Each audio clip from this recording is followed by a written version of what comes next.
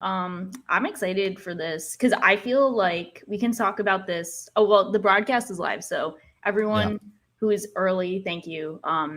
But I think something I'm excited for is we are kind of at like the best possible time to talk about this because we're just like far into this topic enough where a lot of people have seen it so they know like what we're talking about and we're not overtly spoiling it, but we're also not talking about it like way too late. Like we're kind of in yeah. like peak convo time, and It this is. never happens to me with anything ever in my life. I'm Yeah. never on time for the podcast. I'm never on time for trends. I'm never Way to on expose time. yourself. Yeah, I got to expose myself. So this is the only time I've been remotely on time to something popular. So I'm kind of happy for that. I think it was a good call. I think we're at the peak, and anyone in the chat, definitely, if you have watched it, then you should definitely be here for it. If there's anything, actually, I hope you've all had a good week.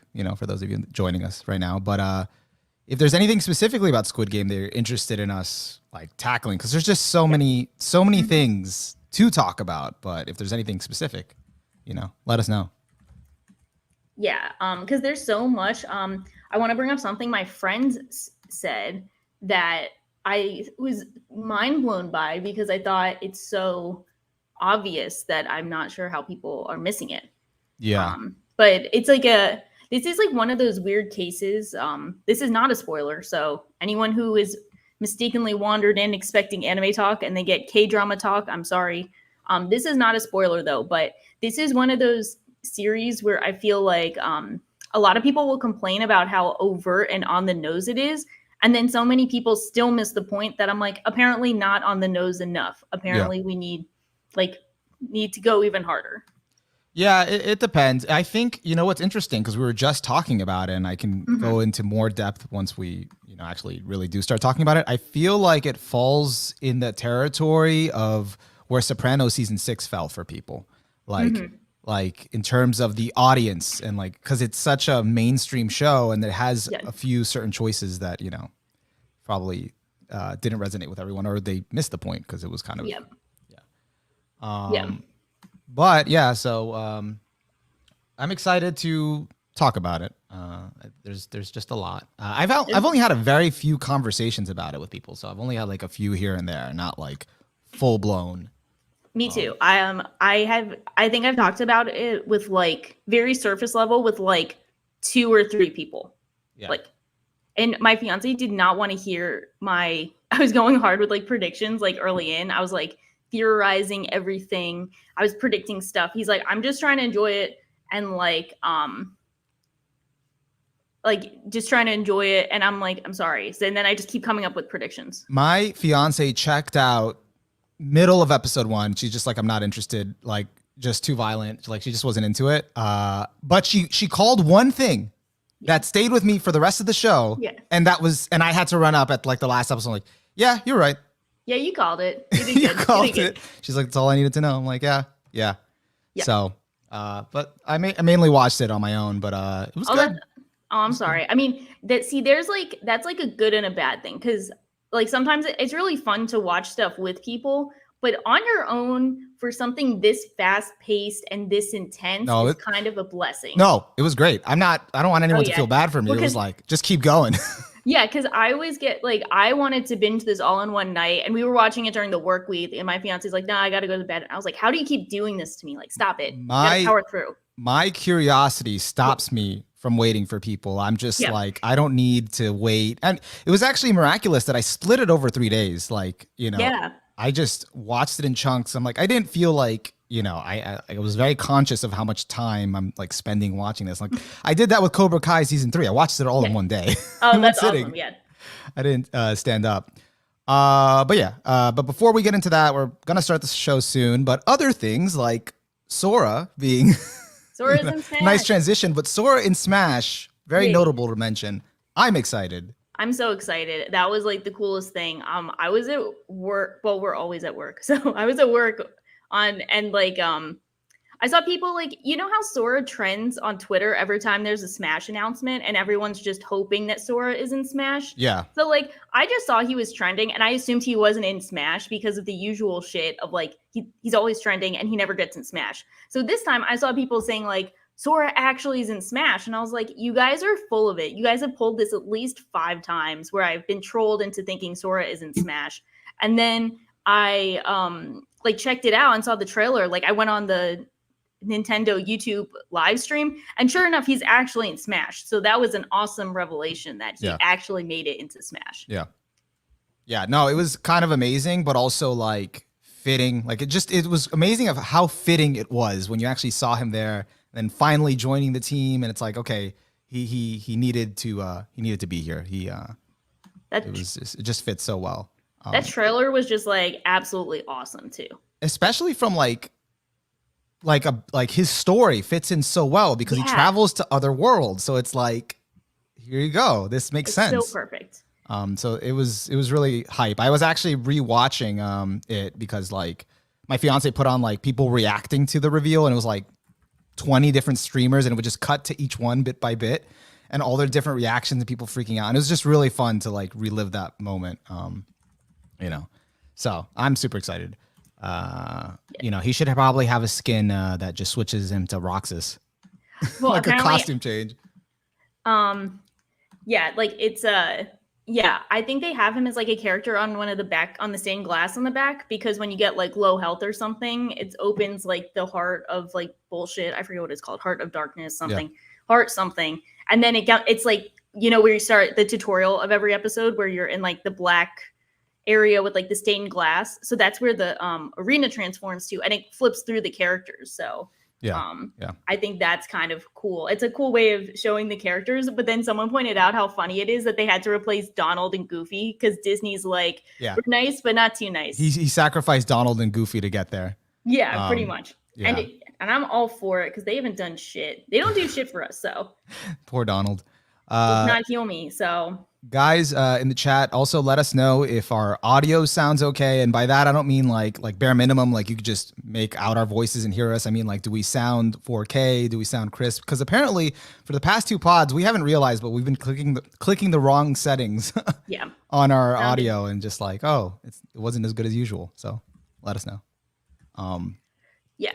But yeah, I'm like very excited. Sora is like a week away. I will finally dust off Smash after so long. And yes, Carlos in the chat, I'm so excited for season 3 of World Trigger. I just watched the first episode yesterday. So good. I have to catch up. I wish I could get Shaw to watch it, but it is a tall order to say, hey, watch 75 episodes of this show or 74 so you can watch season 2. I will give it a shot. I'm just waiting. I'm just wondering which shows you're watching for me. That's where yeah, I mean, we still have we did just do a contract. I mean, we could skip a contract and go to another contract for the time being, but you just have to give me like 100 episode show. Gintama season 1, let's go. Yeah, we will have to see. So thank you, TJ. Yeah, like my audio got weird halfway through, so trying to prevent that from happening. Thank you to my audio issues. Yeah. All right, so I think we're just gonna start up unless there's anything we want to mention that's not Squid Game related. We'll probably mention other stuff, but it's primarily the chunk of the topic is Squid Game and spoilers and all that. So all right, so.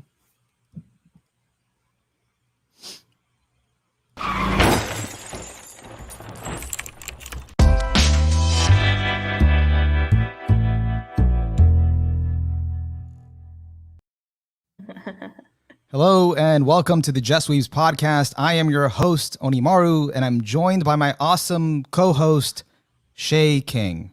Can we talk about how you've ruined the word shaking for me? Because like I was literally like right before this, I was driving my car and I'm like just like at a stoplight and I see like one of those like plazas with different stores and it says like shaking crab. And then I read it as shocking crab. And I'm like, she's ruined this word for me. It was definitely accidental, but it's definitely ruined for me as well. But also, I probably saved you because shaking crab probably ruins crabs for people. So probably because that's a chain. I've seen that around. I don't trust. I've never heard of it. I was just like, why? I always see this word now, and I just read it as shocking. But why are the crabs shaking? That's my question. Yeah, actually, that wouldn't be a good sign. But it's actually kind of awesome how you've given everyone who knows you this shared universal experience of ruining the word shaking for them. I can't pronounce anything, so the least I can do is root in one word for everyone. So Yeah. And speaking of universal experiences that everyone is experiencing right now, it's like we're actually catching it at the peak of its craziness. And I'm sure that a ton of you, especially viewers watching us right now, like are maybe tired of hearing about it. Maybe you're over it because it is literally everywhere in the mainstream, and people are cosplaying it and dressing up as it and commenting on it and arguing about it. But we have to talk about Squid Game, because that I just finished it early this week, like Monday. That's when I finished all of it. And Shaw, you finished it what, like 2 days ago? I think it was Thursday. Yeah. Thursday. Oh, it might have been Friday. I finished it Friday. And what made you like start binging it? Because I know you had no idea what it was, and then suddenly you just started watching. Was it just the curiosity now that you'd seen it had blown up? So I think I feel like the way this series exploded was so kind of weird because, it came out, I double checked. It came out on Netflix September 17th, which is not that long ago because we're recording on October 10th. That's like a couple weeks ago. And that's like not that long for something to go like mega viral in the way that this has.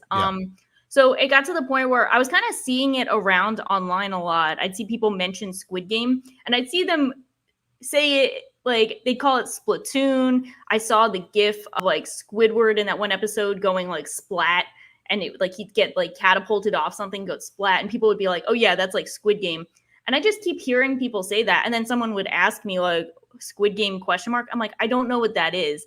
And naturally all the responses I got were less helpful than originally thought. So like everything was just confusing about it. And then I heard about like my fiance's brother watched it and said it was really good. And I essentially heard it was like a death game, but that was all a death game with kids games. That's all I heard. Yeah. And how familiar are you with the death game, subgenre of like anime? I'm unfortunately very well familiar with it. So like I think like death games are actually kind of a very interesting subgenre because they're kind of universal in almost every like country of with media, because like of course you have the anime ones, now we have the K-drama ones. I think probably the most popular Western one is Hunger Games. That kind of counts as a death game in a similar vein to this. That's a like young adult death game. And then of course we have like the classic media death game, The Most Dangerous Game, which you might remember if you went to school in the US and had a similar curriculum to me. You had to read the short story about the guy who gets stranded on an island for this rich guy, and then he gets hunted like prey. So that's kind of a death game too. Like it's kind of been in the media or been in literature and media for so long that like I think everyone's familiar with the concept and appeal of a death game. It just gets utilized to various degrees of success. So, but going back to anime, two of my least favorite series are death games, giving them both solid 1 out of 10s. Of course, got to give a shout out OG GOAT Mirai Nikki, OG 1 out of 10. That's some high praise. What's up? Can talk about that in a bit if we want. And then we have the less renowned, still praised as so bad it's good, but it's still just really bad, Osama Game, which might be worse than Mirai Nikki, but it's still a 1 out of 10. So, yeah, I remember you mentioning that like a couple podcasts ago. I think I heard of it, but never really checked it out. What compelled you to check it out? It doesn't sound like... It was just a seasonal. It was a seasonal. That's why you're burned out. That's why you're burned out. It's pretty much, I think that's the same season. I ended up watching 2 1 out of 10s. So that was not good. But my other podcast, Tokyo Podfathers, one of our flagship memes comes from another death game written by Nisio Isin called Juni Tyson. I hate that one. You hate that one? Yeah. Okay. I feel like that one's like not that bad, all things considered. I don't know. I just felt like, and maybe this isn't a criticism, I just felt like it was too predictable. It was too... Well, we can get into that because that's a big thing that I've heard a lot in relation to Squid Game. But I feel like that does kind of end up being a pitfall of death games because you see a couple, you kind of know how some things are going to play out. And I think that's very applicable for Juni Tyson. But at the very least, they had a kind of a cute theme with zodiacs. So zodiac animals, or no, the Chinese zodiac. I Chinese think that's zodiacs. I think that's Yeah. what it was. Yeah. So that was kind of cute and quirky. So I give it a bit more props than other death games. But what is your experience? That's a good transition. Hate Junie Tyson. So do you like death games? Have you experienced a good death game? Like, what's your tea? I mean, I think death games are interesting. I think like I don't know, like I think the oldest death game I always like remember, like I watched some of it and I always would hear about it, but it's not anime. It was just, or maybe it was originally a manga. I think they didn't do an anime for it. It was Battle Royale. Yeah, that's Yeah, like the so- classic one that everyone references, and I like wasn't Battle like Royale. that into that one because it was just violence. So I was like, Yeah. okay, whatever. But I always like the strategic components of like games like that. So I think that's always interesting. But Yeah. I'm just trying to think of what are other well-known anime death games. I know I've watched them. They're just not coming to the forefront of my mind. Are there that many famous anime ones? I feel like there has to be, but I don't know about anime ones because I don't think of anime at first with death games. Well, everyone talks about Kaiji, but I've never checked yeah. out Kaiji. I've never I actually wasn't watched sure it. if Kaiji was a death game or if it was just a dude kind of gambling. That's what I thought it was, but everyone's Yeah, saying it made- recently, like, 'Cause- oh, you know, they definitely read Kaiji for Squid Game. Yeah, I mean, I could see that for I could definitely see that. I'm not sure though. Like, I think there's definitely a lot of variables at play because gambling series like Kaiji, Kakegurui, there's like an inherent connection between gambling and death games. It's just like, are you gambling with money or your lives or both? You know, Okay. what are you gambling? I got it. Death games. I looked up some examples. All right, we got Greed Island and Hunter x Hunter. That's a Does death that game. count as a death game? I don't know. They put it on the list. Why and then not? the Holy Grail Wars from the Fate series. Okay, that's a cool example of a death game, but I feel like I think we have to specify something different because like Yeah. there's a difference between inherent battle royales and challenges where life and death is on the line, and to me like a death game, which is something that like you participate in, willing or otherwise, knowing that there's a chance that you're gonna die. Well, first season of Sword Art. There we go. But that one, no one willingly participated in knowing they were gonna die. They thought they were playing a game and like they were trying to survive. I think that's like a survival game versus a death game where you're like actively competing against people for the sake of something else. Yeah. Like they just have a different like slight connotation and appeal to me, you know? Like technically they could fit, but to me it's just like not the same. No, I think those are really, really good points. So with that criteria, I have not watched, besides Battle Royale, I have not watched a true death game, but I get enough of the concept of it. Yeah. But I'm not as familiar with the tropes that people are complaining about, maybe. Yeah, because I think of the Hunger Games a lot as like, maybe this is a bad way of like thinking of it, but I kind of think of death games in two categories. I think of kind of the classy death games where they're trying to make a larger point, maybe a societal point, or it's a bit more thematically relevant. Like I think you've seen in Red Hunger Games, right? Yeah, I've watched the Hunger Game movies. Okay, so like you can tell like it's so obvious in the Hunger Games that by the title alone, like these starving poor kids are put in these adult fighting survival situations. Like they're surviving in the woods, they're fighting big monsters, they're fighting each other with like huge weapons and shit. Like, you know, that's like they're doing that for the sake of money and to like try and feed their area. There's some obvious societal background to this, you know, like they're obviously hinting at some themes beyond just like, let's watch the kids die. And that's a part of it, but like, you know, it's combined. And I think Squid Game is obviously, you know, influenced in that way too, where there's some obvious societal commentary and themes behind it. Compare that to some other series where it really just feels like they celebrate the violence of watching people kill each other for money. Like Squid Game was really not about the deaths. It was about the overall message, but I will say that Squid Game has kind of so much kind of going on in it that it makes it easy to miss because there are some things that are, we talked about this like right before the pod, that are on the nose that it makes it, oh, okay, then, you know, this is what they're going for, but it makes it easy then to miss the more nuanced things. There's a few things that were like, you know, you really had to kind of like pay attention and kind of piece some stuff together. It wasn't a lot, but there was a few things that were key that kind of like is maybe where people were dissatisfied towards the end of Squid Game. Yeah. I guess I feel like that's a good transition because we've been kind of vague up until now, but we can give like the big spoiler warning. Like we are going to talk about specifics in Squid Game. This is your last chance to turn back. Yeah. We will spoil Squid Game right now. I'm gonna play the perfect sound to Oh indicate no. the spoiler warning territory right now. Ready? All right, that's enough. I thought you were gonna play the thing of the girl during red light, green light, where she's saying the like.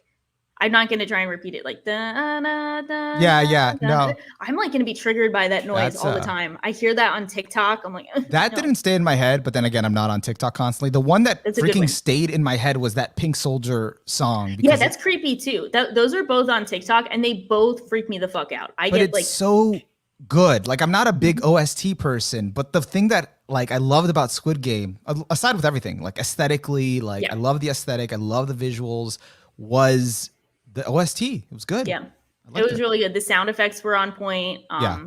So it's so funny going into this expecting it to be uber violent. I was actually surprised at how much it didn't. This might seem wild to say, but I'm surprised at how much of it didn't rely on violence. And by that, I mean there was definitely a lot of violence, and there was a lot of like shocking violence. Oh, look, it's me. Shocking.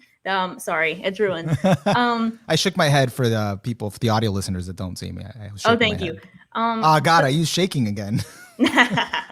You win. So there's like a lot of obvious violence, like most evident in episode 1, where no one has any idea that when they're playing red light, green light, if they're still moving after she stops talking, then they're gonna get shot. So that whole scene where like everyone got like mowed the fuck down because they were freaking out and moving, like that's obviously like some extreme violence. But what stuck to me more was how they're going back to playing the game, and you just like periodically hear people getting sniped out. Like Yeah. that stuck with me, and I think that's also used to show like the psychological effect of how it's adding pressure to the characters. Yeah. So for me, I feel like a lot of times the violence wasn't used as much to highlight like look how gory this is. It's more to add to the psychological pressure of Psychological. like this is what's Yeah. at stake if you mess up. Yeah. Yeah. No, it was definitely, you felt the psychological terror of them having to kind of move forward. And also it fits over the overall theme of Yeah. what's literally at stake here. Like what, and this is before they fully know how much they're in it, like how much they're in to win here. Mm-hmm. But that like in order to survive, some people are being sacrificed. And Yeah. even it even comes from and we can get into him more specifically later, but Sangwoo, the guy, the childhood friend of the main Yep. character, he's the first person to tell him you gotta use other people to take cover if you Yeah, want that's to. true. I kind of forgot about that small detail. That was a good call. Yeah, he's He's just actually, like I yeah, was kind of rewatching it a little bit, and he's just from the beginning, he's the first one that's ahead of the game, and he's the yeah, most astute out of everyone because he's like doing what it takes, but see who he's already willing to sacrifice in the process. yeah. Um, And it's so evident that like you're literally like walking over dead bodies to move forward. Like yeah, literally in the yeah, first game, that's like what they have to do. yeah, And it's so obvious in retrospect, but like it's so crazy to think. This is also a good time to, before getting into some more specifics, saw in chat that having Fly Me to the Moon at the end of episode 1 was so perfectly placed. This is our time to rage as Ava fans that somehow Squid Game got Fly Me to the Moon, but Netflix could not shell out for Ava. Someone No, did make a point on Twitter that for Ava it would have been every episode instead of okay, just 2 instances. I mean, I'm not saying that makes it more valid. yeah, I'm saying this as someone who loves Ava, that's a good. and I did enjoy it being placed at the end. But then when you stop and think, hey, what the fuck? Like, why is this here and not an Ava? But So it's like we can we play the Squid Game and then we add Fly Me to the Moon at the end of every Ava episode on yeah, Netflix. yeah, Yeah, but I think that was like a great creative choice for, like how to end the episode. While something that struck to me too, I'm not sure if this is like very obvious. It probably is obvious since that's kind of a complaint people have, but this is just my thought process is like you got the head guy watching all of these like live humans being shot for entertainment. Meanwhile, he's being serenaded by these like puppet unreal figures, those kind of like mannequins singing yeah, and performing Fly Me to the Moon. So like he's, instead of having like live people perform that for him, the entertainment is like their sacrifice. And I thought the like the what is the word where the you're like parallel. dichotomy of, instead of humans being used for entertainment and like the a music juxtaposition. the juxtaposition of like, Yeah. you know, instead of humans being used for like musical entertainment, he's using them for like sport. And I thought that was like a very interesting way of presenting it. And also, like, when I think about it, you know, like from a visceral level, like how you see that scene is just like, he's Fly Me to the Moon is like jazzy, kind of calming, like nice. Like you could picture sitting at like a nice, you know, jazz bar, kind of listening to it. And it's like he's being serenaded by like kind of high class and luxury as he just chills, drinks his wine or alcoholic beverage and just watches the sport, like you're saying. So it kind of really sets the tone for what it literally is later in like episode 8, I think, when the VIPs come in, but we'll get on them later. Yeah. We can get to that. So of course the shocking revelations of, you know, okay, this is like an actual death game. They're going to die if they can't beat at the kids game. And I think when the show really got impressive for me is when they go back after that and it's like, oh, look, half the people just got mowed the fuck down. And then they're, you know, they have the one woman, I call it Karen. I forget her name, but you know, the like older woman who's like kind of winds her way through life. Yeah. Because she knows that she can't get her way doing anything else. And you can tell that she's like a very clever, savvy person. Yeah. But she just knows that like from practice, like she has to wind her way to get what she wants. So she throws a hissy fit. She'll do anything, no matter like no embarrassment is spent to get what she wants. So she's pleading for her life. She's like, I have a baby at home, knowing that will like try and tug the heartstrings of some people. Obviously it doesn't work for, you know, the PlayStation soldiers. I call them that because they have the like PlayStation. That's a good name. Yeah. The guys in pink. And, so they have this whole scene. Everyone's begging for their lives because they're like, we don't want to do this anymore. We hate this, whatever. And then, I forget who pointed it out. I think, was it the main character who pointed out like clause 3, if the majority agrees we stop, we can all go home and not have to die. Like, I think that was the main character. Yeah. I think you remember that. So he points that out. And then everyone's like, yes, we don't want to do this anymore. Fuck this. We don't want to die. And then they like perfectly transition to that before we vote, let's look at how much money has accumulated. And of course you see the giant translucent lighting up piggy bank in the sky, and they start piling the money in, and you just see everyone's face like completely change. And the one woman completely changes her tone from like crying over her kid and like how she has to get back home to like how much money is in there, like how much can we win. And that just like perfectly shows the switch of like these people are so desperate, that so greedy and desperate and at the brink of despair that like they will forget about the death that they were just experience and on the edge of, you know, like they were just on the edge of dying, and now they're going to do anything to get that money back. And the way that they show the momentum changing so drastically was so brilliant. No, like after that she's kind of aggressively like, you know, willing to kind of get into the other crew with the other guy and sleeping with him and all that, whatever she needs to do, like whatever team she needs to get on to just sort of survive. But then everyone's in that mindset. Everyone's like now less willing to go back to the life they had outside because they have a chance of getting money. And they've also already likened to outside being hell, which is more of which is the episode title, which is more of a pivotal point of the show, that here at least we're equal and we have a chance. You know, over there we're going to die anyway, and we're going to die miserably. Here at least had a chance to do something about it. Yeah. Chat is mentioning that it was Sang-woo, his friend from home, who mentioned that clause. Yeah, I was thinking it was either him or the main character, but it makes more sense that it was Sang-woo because he's like more he's very observant and astute about like, you know, the angles and the advantages he has.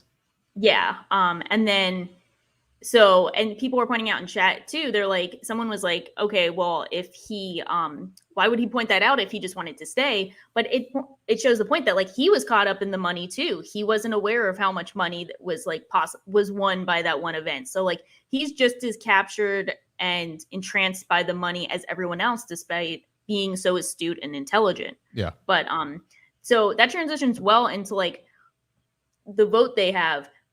This is when this show, I think, well, before this, it's leading into this. This is when the show really stood out to me, because a lot of death games rely on either people being forced into situations they would never normally comply to. Like they're forced into a death game, which they didn't ask to be in, or they are or they're stupidly they stupidly go along with it. They never really get a chance to get out of it. Like they you don't fully rarely see that. understand like what's at stake, or maybe they don't know the full extent of it. But here it's like, no, like people will die.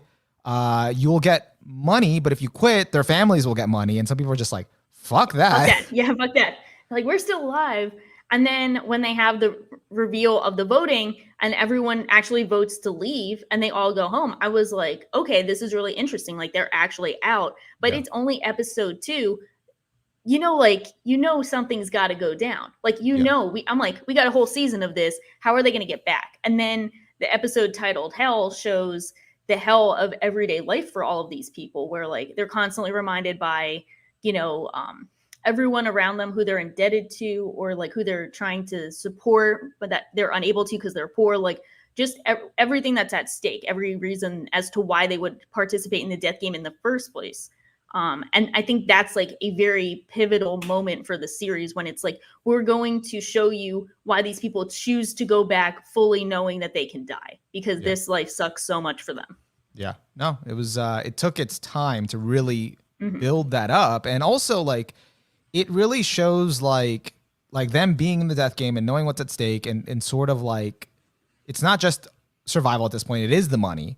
And it shows, it's an opportunity for, I think they always say like people's true nature comes out when they're like put in a corner, and they are in a corner. I need to get money, because if not, it's the same out here.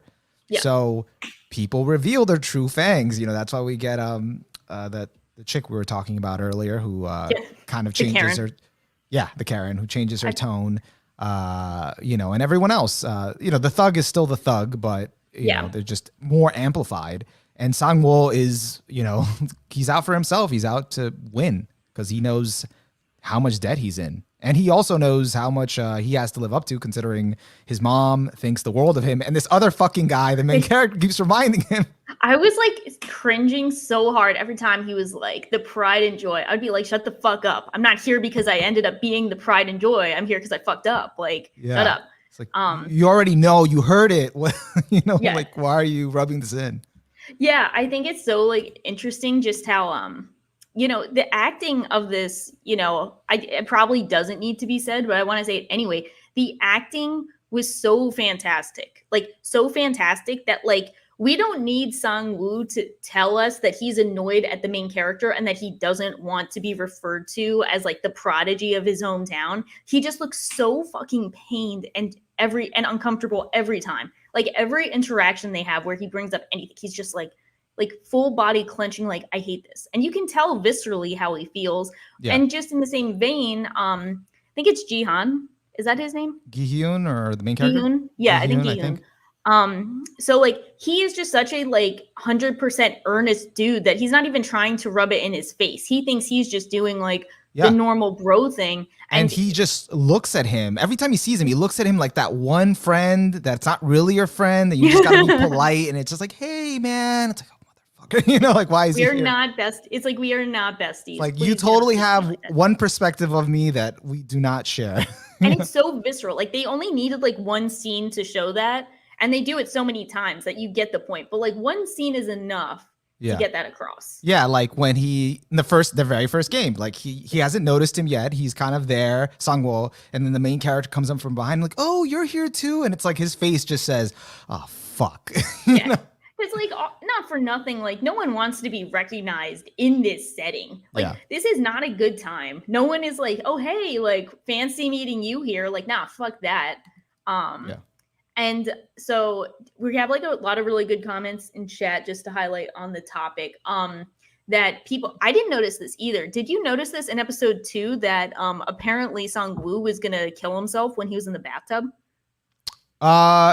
Yes, actually, yeah. No, I thought he was gonna kill himself because his clothes were all wet. He's drinking and he's kind of until that doorbell rang and the card came. So I thought he was trying to kill himself. Apparently, I saw, according to every 15 facts you didn't notice, and then it's like stuff I did notice, but this one I didn't notice was like I think it's a common trope in a lot of K-dramas that like there's some smoking thing next to him. I forget what it's called, but like that's like this sign that they're gonna like try and kill themselves. Like they're gonna drop that in the bathtub.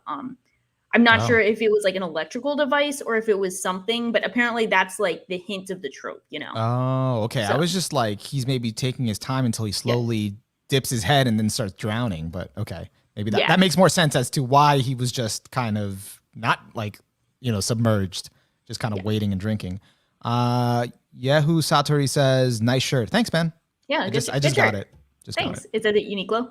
Yeah. Just got like it. Good call. My fiance got the Nezuko one, and I was just like, that's kind of weird. We can't wear them at the same time. That's really funny. He was trying to kill himself through trying to poison himself through carbon monoxide, aka the smoke. Okay, there's the science. Okay, so I didn't know the exact way he was trying to kill himself. So thank you for pointing that out. I just knew he was trying to kill himself. We were so daft to it too. My fiance is like, I don't get why people when they're sad like just like lie in the bathtub with like their clothes on. I'm like, yeah, I don't know either. Like we're just like so like. Meanwhile, he's like he's trying to do something. It's like no, he's just sad. Yeah. And then so another thing of point to mention that like I think it's kind of obvious just as a because he keeps hyping it up so much, but apparently SNU is kind of like getting into Harvard. So it is kind of like this Harvard grad is in debt so much and got so fucked over. And like, he's known as like the pride and joy of his hometown. Like, that's why I never tried to have high expectations. Cause you never know if you'll end up in Squid Game and then just get mocked as like the, pride and joy of your town. And it's like, shut the fuck up. Like, I'm not here cause I did good things. Yeah, no, I got that impression that it was like a really prestigious school and Harvard is, the cream of the crop. So that's essentially what, where he was at. He just really, really fucked up. And I'm sure it weighed on him, just like everything else he did throughout. I think it weighed on him. But again, he was just sort of like, I got to do what I got to do. And if he was the main character in any other show, probably would have been understood or it kind of just would have been more, it would have been seen in a different light. But I think that just wasn't the message here. So. Yeah. So I guess we can go into it. Like, he's kind of like controversial, but not. I'm not sure how much controversial he is, but like, a lot of people obviously do not like him for his actions, which double spoiler, if you guys have not gotten that far, is he betrayed the GOAT, the man, the all-time winner, the hero, Ali. He betrayed Ali. And Ali started off GOAT strong because he caught the main character in red light, green light and saved his life. So that's how we know Ali. Ali did nothing wrong. He is the best, heart and soul. Yeah. Too good for us. Bless Ali. He didn't even have to do that. He just caught the main character. When he says, and he's like, why did you? He's like, I didn't want to see another person die. And you're like, same. Yeah. So Ali is the GOAT and he gets betrayed because he trusted San-woo. And he fucked him over so bad. Like when he took his pouch, I was like, oh no, you should not give this to him. He came up with like the most dumb lie. Like it was the stupidest lie. Yeah. And it's like, and Ali trusted him because it was him. He wouldn't have trusted anyone else, but he trusted him because they had their bromance where they trusted each other. They were like bros. And we just got fucked over. But But can we talk about how much of a heartbreaking setup that was? Everyone beforehand is getting ready. Oh, we need a good partner. It should be us. You're my bro. Let's team up. And like, we're going to take this down together. And it's like, y'all need to kill each other now. Like, only one of you can survive. I was like. And it was the pairs that you saw like broing out. I was torn up from the get-go. I think I was actually torn up more about the old guy and the main character. Because I love their dynamic a lot too. I was torn up about them. But I had a prediction from the get-go that the old man was responsible from it. So I seen it. But go ahead. I mean, a little bit about that. I love their dynamic too. Yeah. Loved seeing it. Loved how much the main character, who was like a piece of shit to his mom, like in the real world, like kind of grew compassion by trying to take care of this old man. Like, actually bringing it back to Ali for like a split second, like if Ali hadn't died, he would probably be the most compassionate, like empathetic guy on the show, second or maybe even more than the main character. But because he died, it is the main character that is the one that kind of is the moral compass. But in terms of the old man, so after I finished the show and it was all done, my fiance was mentioning to me like, oh, people were like, were crying at episode 6. They were like, oh my God, blah, blah, blah. And I'm like, what was episode 6? Like, I did not remember. Yeah. And I looked it up and I was like, oh, I didn't. Yeah. Like, it was nice, but it didn't really break me. It didn't stand out to you as like the episode. No, because like, you know what it was? Like, it was sad. It was heartfelt. Like, I liked it, but I was sussing out the old man for such a long time because I wasn't buying his dementia. One, like it just was popping out too conveniently at certain times. Like, oh, his name and then he even played him in that episode with his dementia by saying like, I'm like, okay. And then the other thing was the one thing that my fiance predicted early on before she checked out was that old man is probably in on it. You know why? Or he's done this a bunch of times because he's the number one. You can't trust someone who's the number one. I saw that, and my big hints were like, it's kind of an obvious thing. I feel like it's kind of a trope when it's like the old guy who's seemingly the most weak, and then like he plays in to see like who's the most compassionate, and then they get some kind of perk from that. That's kind of like a trope. But then you also saw he was number one, and two, that dude was having the time of his life out there when people were getting mowed down. I was like, he's having way too much fun. He is behind some shit. And someone pointed out to me today, I was talking to my friend, that if you rewatch that first episode, he's the only one that didn't have a motion sensor scan in there. Yep. So they wouldn't have shot him dead anyway. Yep. But in terms of my own clues, the other thing was when they asked him what his name was, he was fine. And then in that moment, he just started forgetting. His dementia started acting up. And it put so much emphasis on it that when he revealed it in episode 6, there was a lot more emphasis on him saying his name. And it felt like as if you were supposed to know who he was. Like the main character was supposed to know who he was. Yeah. And if he had said it around the other guys, like especially Sang-woo, who's more in the business world, he might have known who he was.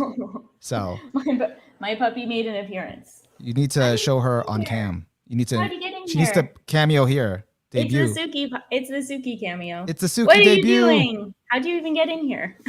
So we're gonna calm down because cover your ears. We're talking about mean things. We need her thoughts on Squid Game. So we do. What does Suki think about Squid Game? She thinks she's going away now. Say goodbye. Audio listeners, that was Shaw's dog. She does not want to speak right now. She's on mute, but she'll be back. Yeah, she saw her dad and she's like, okay, bye. Yeah. Peace.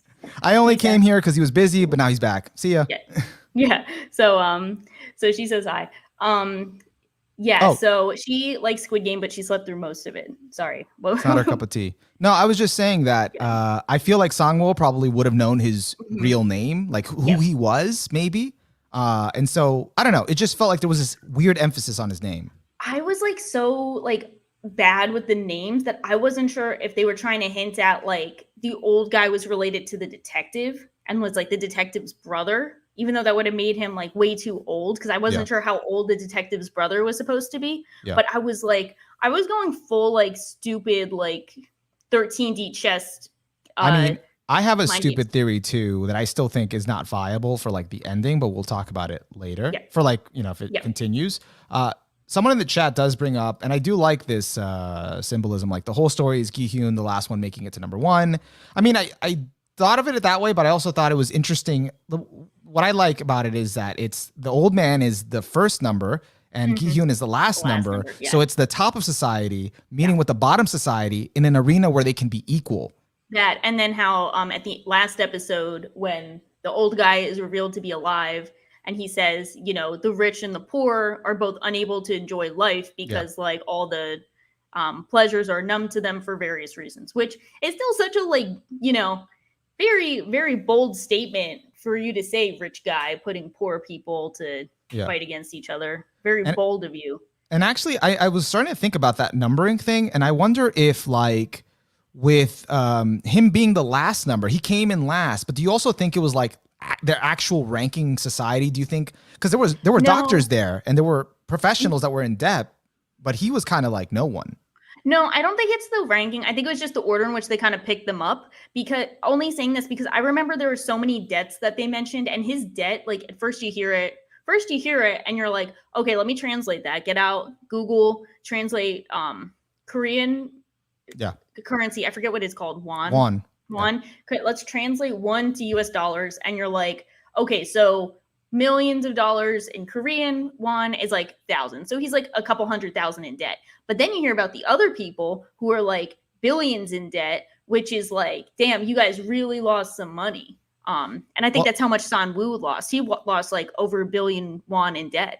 Okay. Yeah, no, because I was also thinking like it could be their titles too, like their professions, who they are in society, where he's kind of like no one. But someone mentions that Sambyo, who's the girl, is in the top 100. Yeah, and she's like still a teenager, so. Yeah. Was she a teenager? Okay. I don't know. I couldn't tell how old she was supposed to be. Maybe not a teenager, but like I could not tell. Yeah. But yeah, so I thought it was kind of also the number one rule when death is involved, they didn't show the body. They didn't even show the blurred body of the old guy getting killed. So as soon as they didn't show him getting killed and you just heard the sound, I'm like, sorry, microphone. Like, he's alive. He's alive. I mean, knew it. If you've watched enough Walking Dead, that's pretty much the rule. If you don't see the body, it's like, or any show for that matter. But yeah, if you don't see the body, they're kind of dead. And they did such a good thing where they like blurred the Sabio's, is that how you say her name? Sanbyo. Or maybe it was Sabio, sorry. I don't know. They showed her bestie like dying, but like in the back. Same with Ali, tragic. We miss him. Yeah. But they didn't show the old guy, so I knew he was in on something, and I was like, he's alive. He's still there. But yeah, so I wanted to bring up two, since we're getting into the characters. Wanted to take a slight pivot. What did you think of the actual games they played? Because I have various degrees of comments on each game they played. This is good. So, okay. Yeah, no, because I did want to get to this at some point, but I didn't know if it would be like too much. First, let's just do a rundown of what the games are, because I want to see if I remember all of them. So first one is the red light, green light with the automated doll that kills them. The second one, what was that? The doll is creepy. Yeah, the doll's creepy. Second and apparently the doll is like very ingrained in Korean childhood upbringing, because I think it's like that doll, there's like a male counterpart, and they kind of show that for a lot of like games and stuff when they're kids. So that's like a big like cultural thing. So I feel like it's kind of like, imagine seeing like Barbie doing that, and then yeah, some of those things are lost to international viewers, but that's good to know. Second game was what again? It's that honeycomb thing where you have to carve the shape. Was that the second game? Yeah, that's what they called the honeycomb.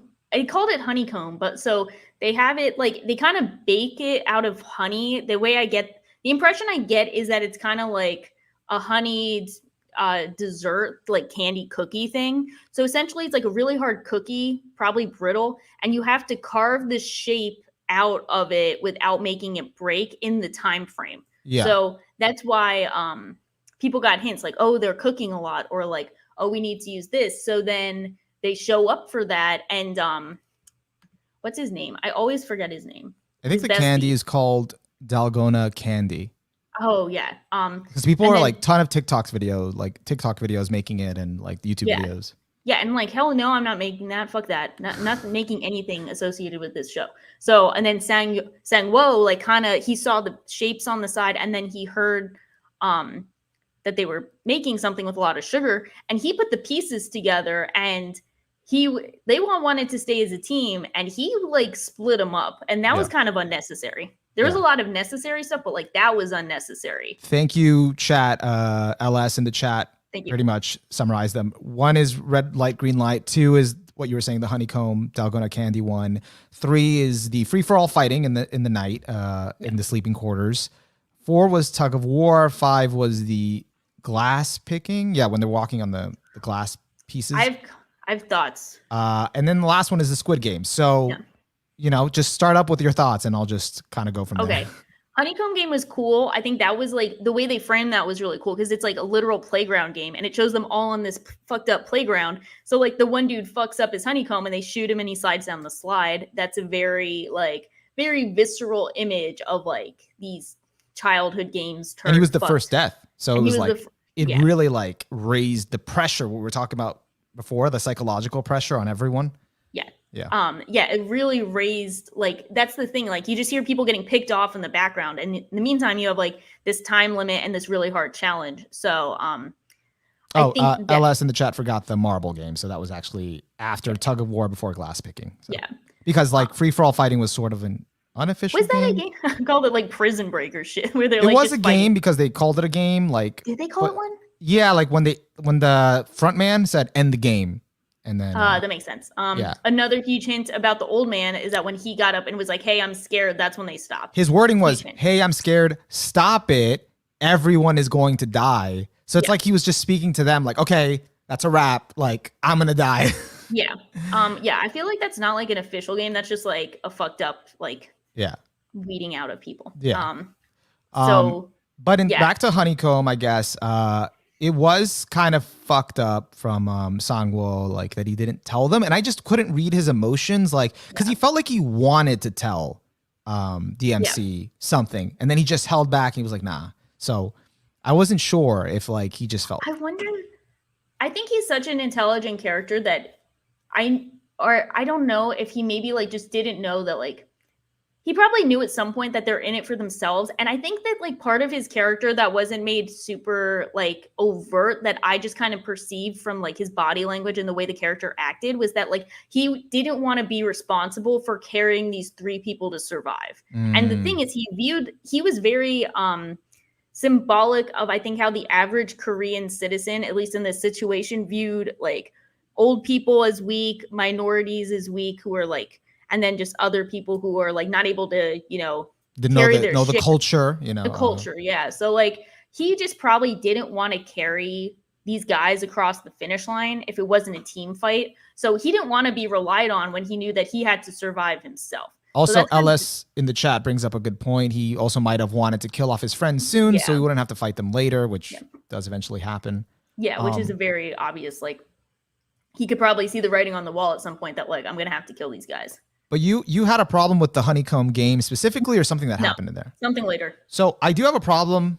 Okay, it didn't bother me at the time. It was just sort of like, okay, but thinking about it more, and this does come up again, like things that were a little too, I guess, convenient in the show was like when the pink soldiers are obviously they're pointing the gun at them when they're going to kill them if they mess up the Honeycomb, but people could have had the chance to fight back in that instance, and the one guy did and held up the pink soldier with the square number 29, but like everyone else just stood there watching, and they could have, like, their backs were turned, they could have jumped on top of them, fought them, took the guns away, done something, and not people weren't fighting back as much. I'm like, it's not a huge deal, but it's a little bit like it's tough to expect people to act in an instance when everyone is petrified. Like they're all scared shitless. Yeah. Like I think it's more unique that like one dude was able to fight back like that, and rather than like a uniform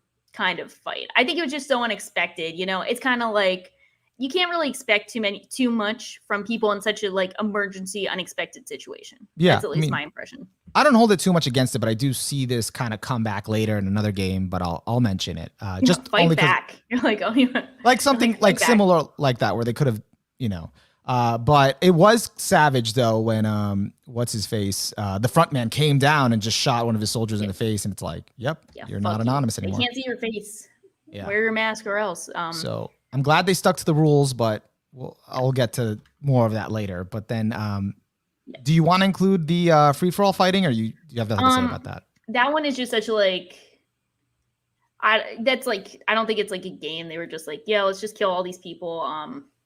I think it's like, it's interesting for the symbolic necessity that the poor people have to try and stick together to survive. The weak will be weeded out by the strong just for the sake of getting more than their fair share, because they're already getting such a small fair share. Because if you remember what instigated this was they were given like a soda and a hard-boiled egg to eat. Yeah. Like that was their dinner. So they're like starving and shit. So then the bad gang stole more food, and they're like, well, we only made as much as we could. And they were like purposely keeping them hungry to try and get them to fight. So like, you know, the whole thing was instigated in plans. Like it was set up from the get-go, but it is allegorical for how real life society works, where there's only so much of the pie for such a impoverished part of the population, especially the lower income population. So like it's going to naturally lead to infighting, and the weaker are going to get targeted and they're not going to survive.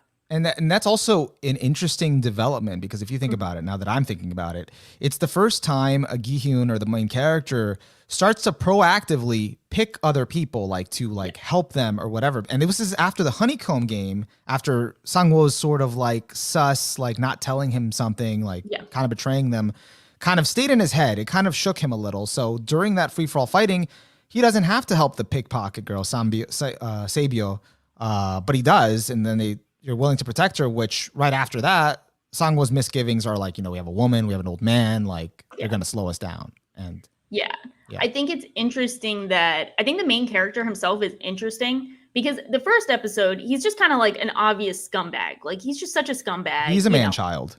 He's like stealing from his mom. He's going gambling. It's like just kind of like he's an absolute mess. But I think his actor does such a good job at portraying the like desperation he has for holding on to his humanity, even if his humanity itself isn't the most virtuous person. I think that was like really powerful. So it's kind of tough not to root for him.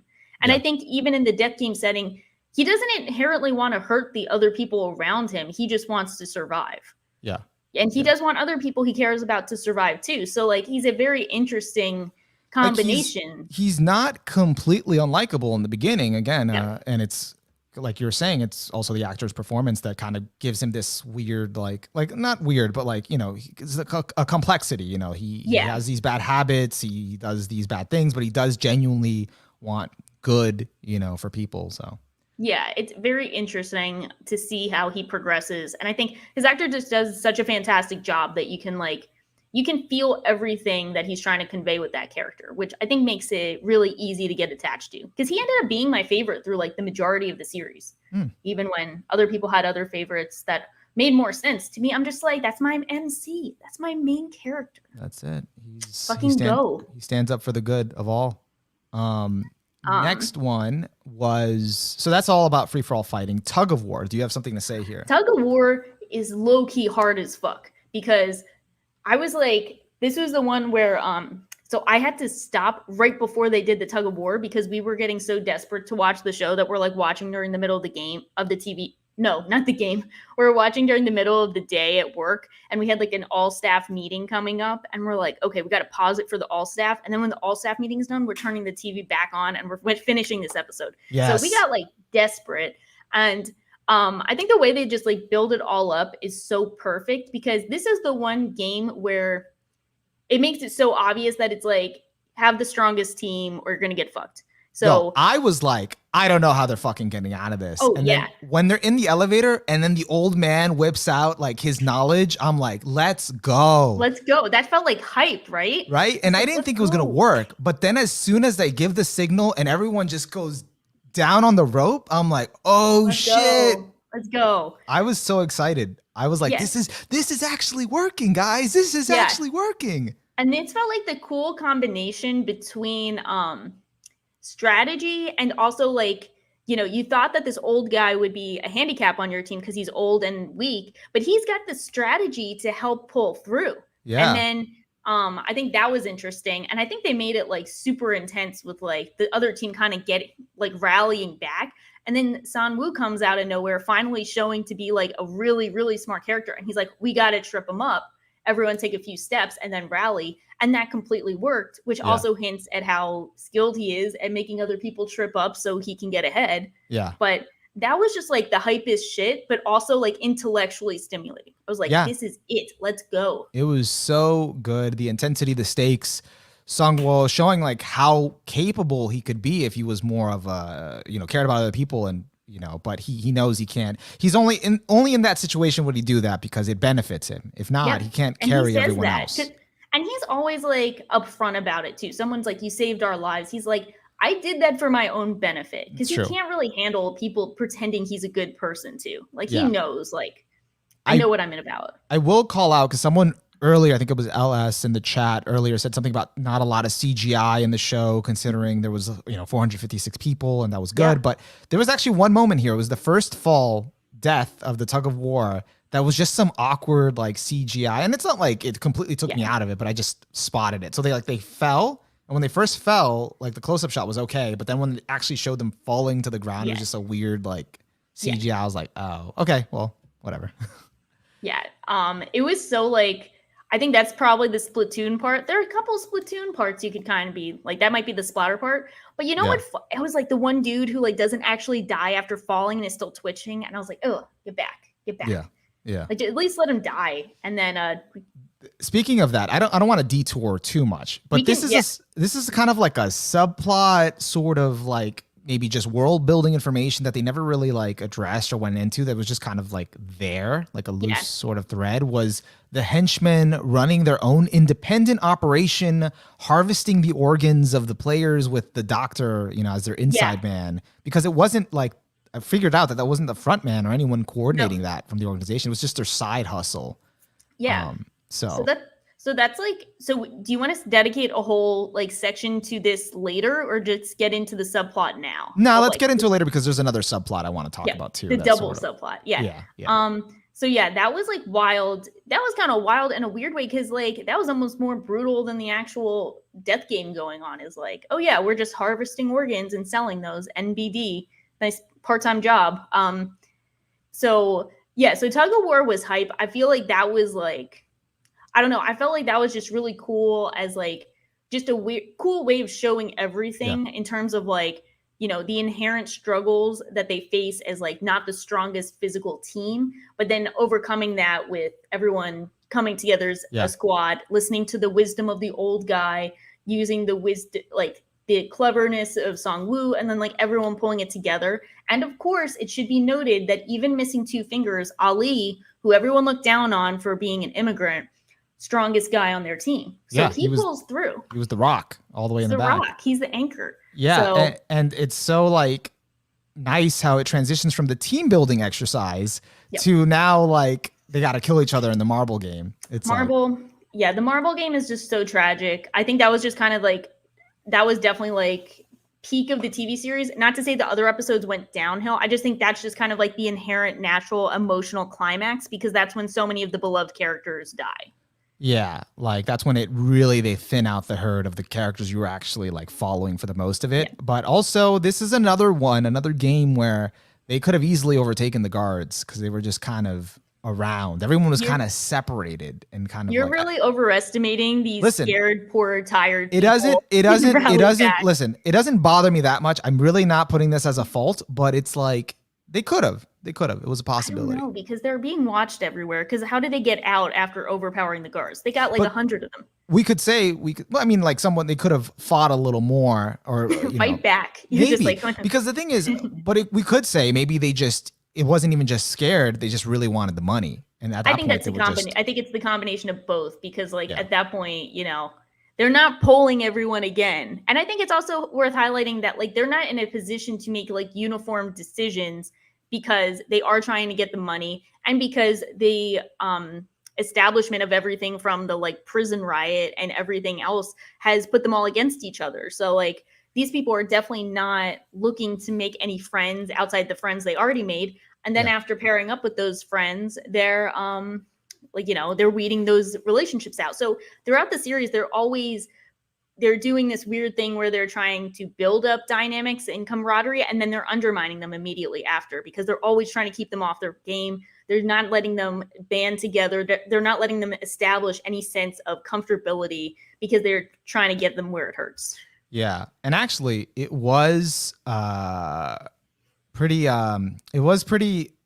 Like what the interesting dynamic was the thug paired with the other guy, and they were like they were the strength, and they were like they were really gonna help each other out, and how like the other guy quickly gets the shit-eating grin on his face and just turns on him and is just mocking him the whole time. I'm like, oh, this is not gonna end well for you. Yeah, but it was pretty great. It was yeah, pretty that fun. was funny. It was also funny that the Karen character got left behind. I thought she was gonna just get toasted automatically, I thought but she was probably done. annoyed herself because they're like, you know, you're annoying and you're gonna probably drive more people crazy. We'll keep you on board. Yeah, yeah. No, I was kind of mad that she survived. I was like, God damn I it. kind of was, but I kind of got it because they were just trying to fuck with everyone at that point. Yeah, it makes sense because again, it was more of they needed someone else to kill you, and if you had no partner to kill you, then you're good. You get a pass because you're the weakest link. So I don't know. Yeah. But anything else about the marble game? You just kind of it's just the emotional peak, and you know. Yeah. I have heard a lot of sentiments that this is like this is the height and it goes downhill from here, which I don't agree with. But I understand why some people think that, just because, I mean, it is the emotional peak. But I think this is just like, this is an episode where you kind of are like, the whole time you're like, no, don't do the thing where they have to die. Like, don't kill off Ali or Sun Woo. Don't kill off the main character or the old guy. I didn't care about the two girls as much because we didn't know the one as well. So I just knew she was going to die. But like the main core, I was like, not my bros. Like, don't do this. But I am glad that they didn't pull any punches, and it resulted in a really emotional episode. Yeah, it was emotional, even though it kind of passed me by because I was just binging and suspecting the old guy. But I really did think his dynamic with Gi-hyun was great. But I am a little torn on the last 3 episodes.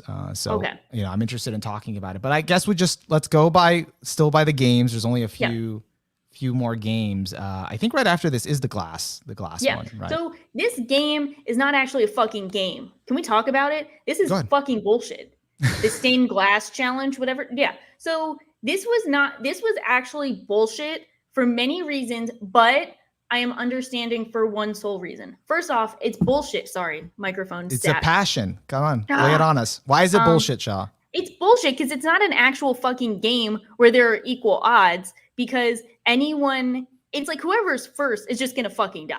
Like there's no way you're going 16 for 16 on these fucking glass challenges. Yeah. It's literally built on the bodies. Like the steps, you being able to win is built on the bodies of who came before. Literally, like the most literal sense. It's like, the Griffith, like right before the eclipse, where it's like he's standing on the bodies of his comrades. Yeah.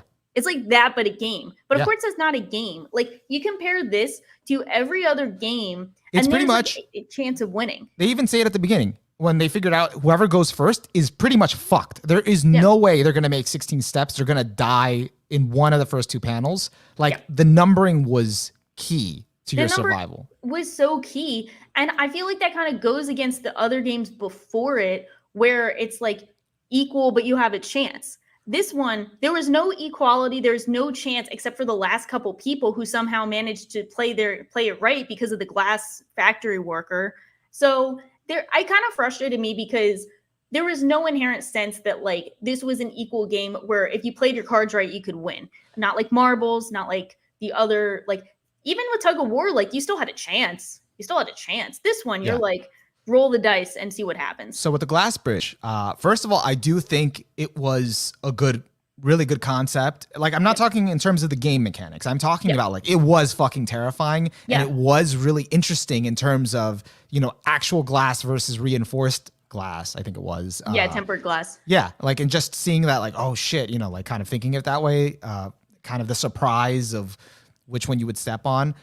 So I think that was cool, and it fit that terrifying vibe of what's going to happen, who's kind of going to die. But what's bullshit is this is where they start kind of going against their own ideology, because, and it wasn't even just that. Where I'm pissed and where I think is a little contrived is where they killed Sabio right after, because they're just like, oh yeah, let's just be smart and just blow up all the fucking class so one shard could just land in her and conveniently kill her. And yes, you're going to say that, Sangwoo killed her. Okay, whatever. She was already dying. The point is, that was taking her out to build up these two to face off at the end, which I get, is building it up since the beginning. I'm not saying that's wrong. I'm not saying it shouldn't have gone that way. What I'm saying is it could have been a little more organic. There could have been another way to get rid of her than just, oh, hey, glass shard, because we're just going to blow up the glass because everyone's equal. And, so that's bullshit. Yeah, that's also bullshit. That's like layers of bullshit. So the only defense I do have for the stained glass game is that this is also the episode where they reveal the VIPs, who are like these random fat white dudes who are really rich and who are sponsoring and betting on the whole event. So they're like the sponsors for this whole bullshit, and they're coming and they're watching it live. So the one thing I can say to defend it is this is kind of showing the true colors that none of this was as equal as they want to pretend it to be. Like this was the spectacle that everyone signed up for, just to see who would die and who wouldn't, who got lucky, who is like actually just picking the right class. So as commentary on terms of like the actual equality and fairness of this whole game and how it's all a sham, I'm down with that. But it was still bullshit as a game. It And was what's the real bullshit. bullshit? Sorry, I got. No, I'm sorry. I was just gonna add, and you can go right back to it. Was Yeah. at the end we get confirmation from the front man, I think, that says you're just horses. You're just race Yeah. horses. Like the ones you were betting at the beginning, you are the same thing. There's Yeah. no equality there. Yeah, which I thought was like really, which was really good. I thought that was good. So I thought that was a good point to make to like bring it back to the beginning. But what really got bullshit, this was like peak bullshit of the show, is when they realized the guy who worked at the glass factory could tell the difference and they turned the fucking lights off. You can't do that. You can't do that mid-game if he figured it out. That's what I call bullshit. Oh, he figured out a cheat code. Turn off the lights. Yeah, like that's when I'm like, fuck that. These guys don't give a shit. They're not even pretending anymore. They're just gonna like eat the glasses. You know why? Because they had weeded them down enough that it didn't matter. They had their prize. Because again, that's when the VIPs came in, so they had enough to just now start the real show. Yeah, which is exactly. Just see people die and struggle. And that's where it's kind of like that's what I'm calling a bit of bullshit. And actually, we could even say, consistent with that, that's when Sangwoo lifts the veil and he's just like, okay, fuck the facade. Psh, bye, just pushes the guy, like you could say he had no other choice, but he just does not give a fuck in that moment. He's just like, and I do kind of appreciate the conversation that happens afterwards, because I agree that, I mean, I see both sides, which is probably the worst to say, but like they had 20 seconds left. They still had to get across. This dude was not moving. I could totally see being in that position and panicking. And I appreciate the conversation that happens afterwards with him and Jihan, where Jihan's like, why did you push him? He would have done it. And he's like, look, dude, you were in the back. You were able to like rely on the bodies of all of us going ahead of you. Like, we didn't know. Like, don't pretend like you're in some moral position because you didn't have to pull the trigger. Like, we're all fucked in this whole situation. And then, they pull this whole thing out and like they have their like, fuck you conversation where he's kind of like, you're scum, you haven't amounted to anything. And then he's like, well, imagine being in like the most like that being a prodigy and fucking up too. So that's like the big fuck y'all conversation. He's been bringing it up this whole time as a compliment. Yeah. It sounded like, well, imagine being a prodigy and fucking it all up. You suck. But can I just stop for a second and just say, in terms of back to, I guess, jarring things in the show, the fucking VIPs. I have a question for anyone in chat, because chat's has a lot of really good comments. Does anyone know if like the dubbing for that is the same in English and the Korean? Because the way I got it was like, I either thought it was like super on the nose, like fuck these white people who sound stupid as fuck, or it could have also just been the like English dub for them that they just carried over. I could be wrong about this, and here's my theory. I have not looked anything up. This is just my own, I guess, headcanon for the production, which is, I think, because I saw this kind of being a topic of conversation. I think when Studio Trigger was trying to find like the dubbing for Promare when it came out into like stateside. But like one of the things is when you're like casting, like if I imagine Netflix was kind of mostly hands off besides being the distributor. So it's really the Korean production company making this whole show. So maybe they're not, I don't know if they had a translator or someone well-versed in English, but even if they did, the person choosing the voice actors is probably, again, is not nuanced in the language. It's sort of like when we talk about, us liking Japanese voice acting better, but we can't really tell if it's actually good, like a native person could. So they probably like, they read the line, they read the lines, it sounds good enough, and they kind of just went with it. That's my theory. This is one comment we got, that they couldn't hire good overseas because of COVID. So that's a good possibility. And I do think it's funny that locals now get to fight over sub versus dub. We were ahead of the pack. Now everyone else is catching up to us. And I'm glad to see it become a worldwide issue of conversation. Yep.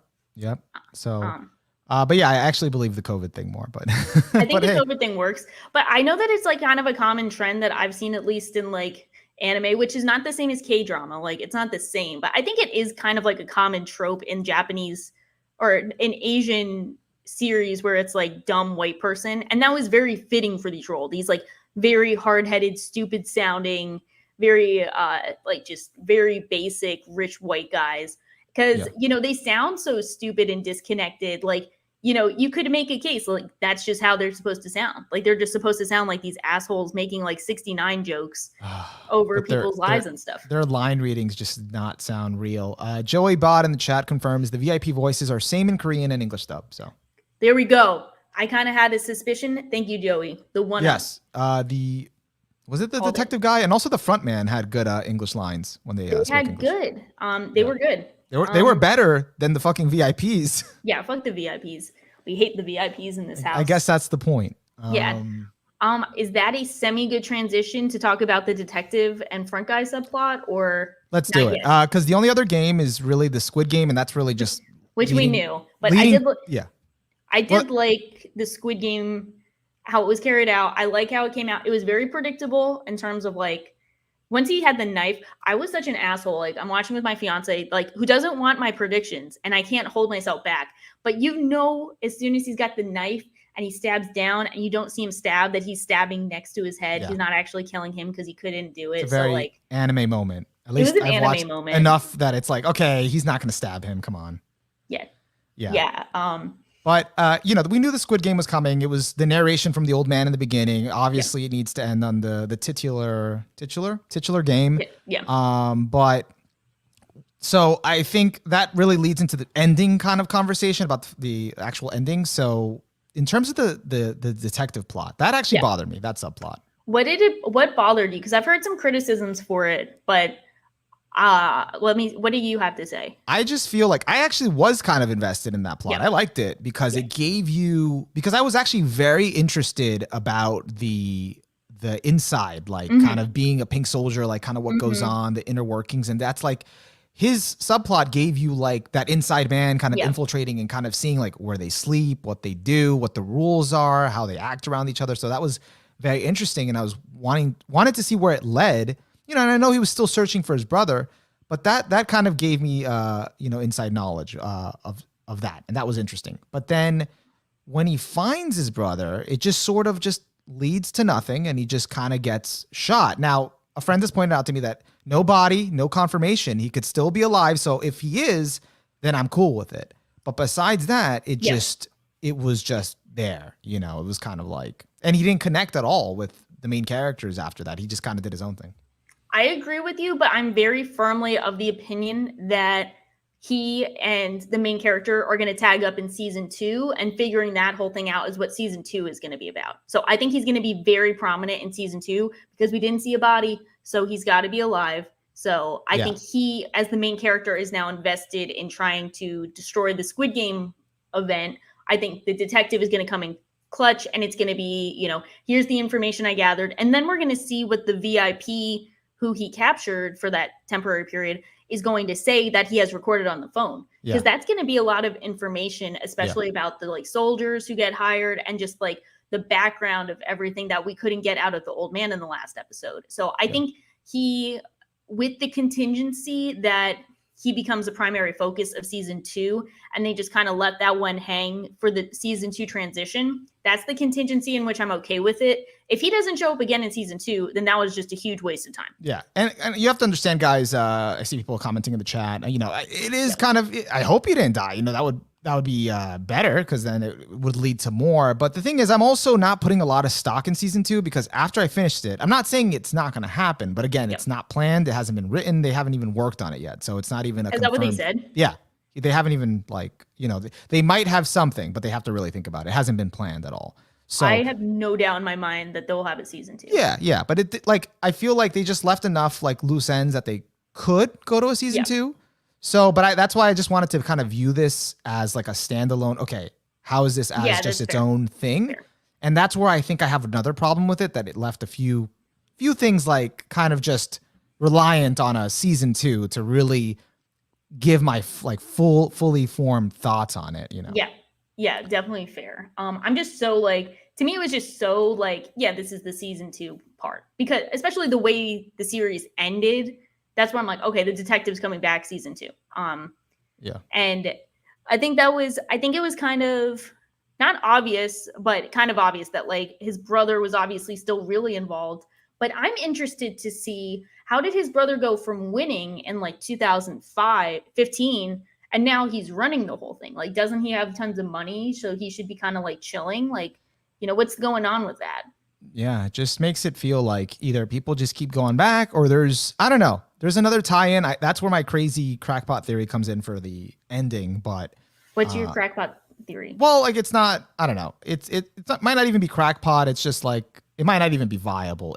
I just think that there's some connection between the front man and the old guy, and it gives me that vibe. And I want to think like maybe the old guy is his father and he wanted him to kind of inherit the thing. But then that doesn't really track because then his brother, like, wouldn't he know? And I don't know. But maybe he doesn't know. Maybe he doesn't know what his dad did. He doesn't know his dad ran the Squid Game. Yeah. But then again, he doesn't mention his dad at all. So yeah, I'm like, okay, maybe that's not a thing. Or maybe the old man was his mentor.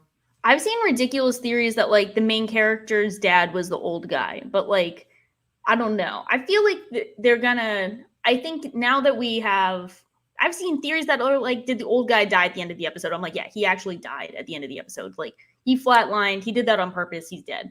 But I don't think they're going to play around with like any kind of familial connections with the old guy and anyone in the cast of season 1. I don't think they're going to do that. I think that ship is kind of sailed because they probably would have done something already. But yeah, I mean, I've seen a lot of like interesting theories, some that are kind of like, some that are kind of fitting, some that aren't. Like, I don't know. What are your theories? Do you have any? Do you have any theories or? I mean, I think the big one is just the detective is gonna come back. That's just like my theory that like the detective is not dead. He's working on how to compile all this information, and he's gonna need the main character's help.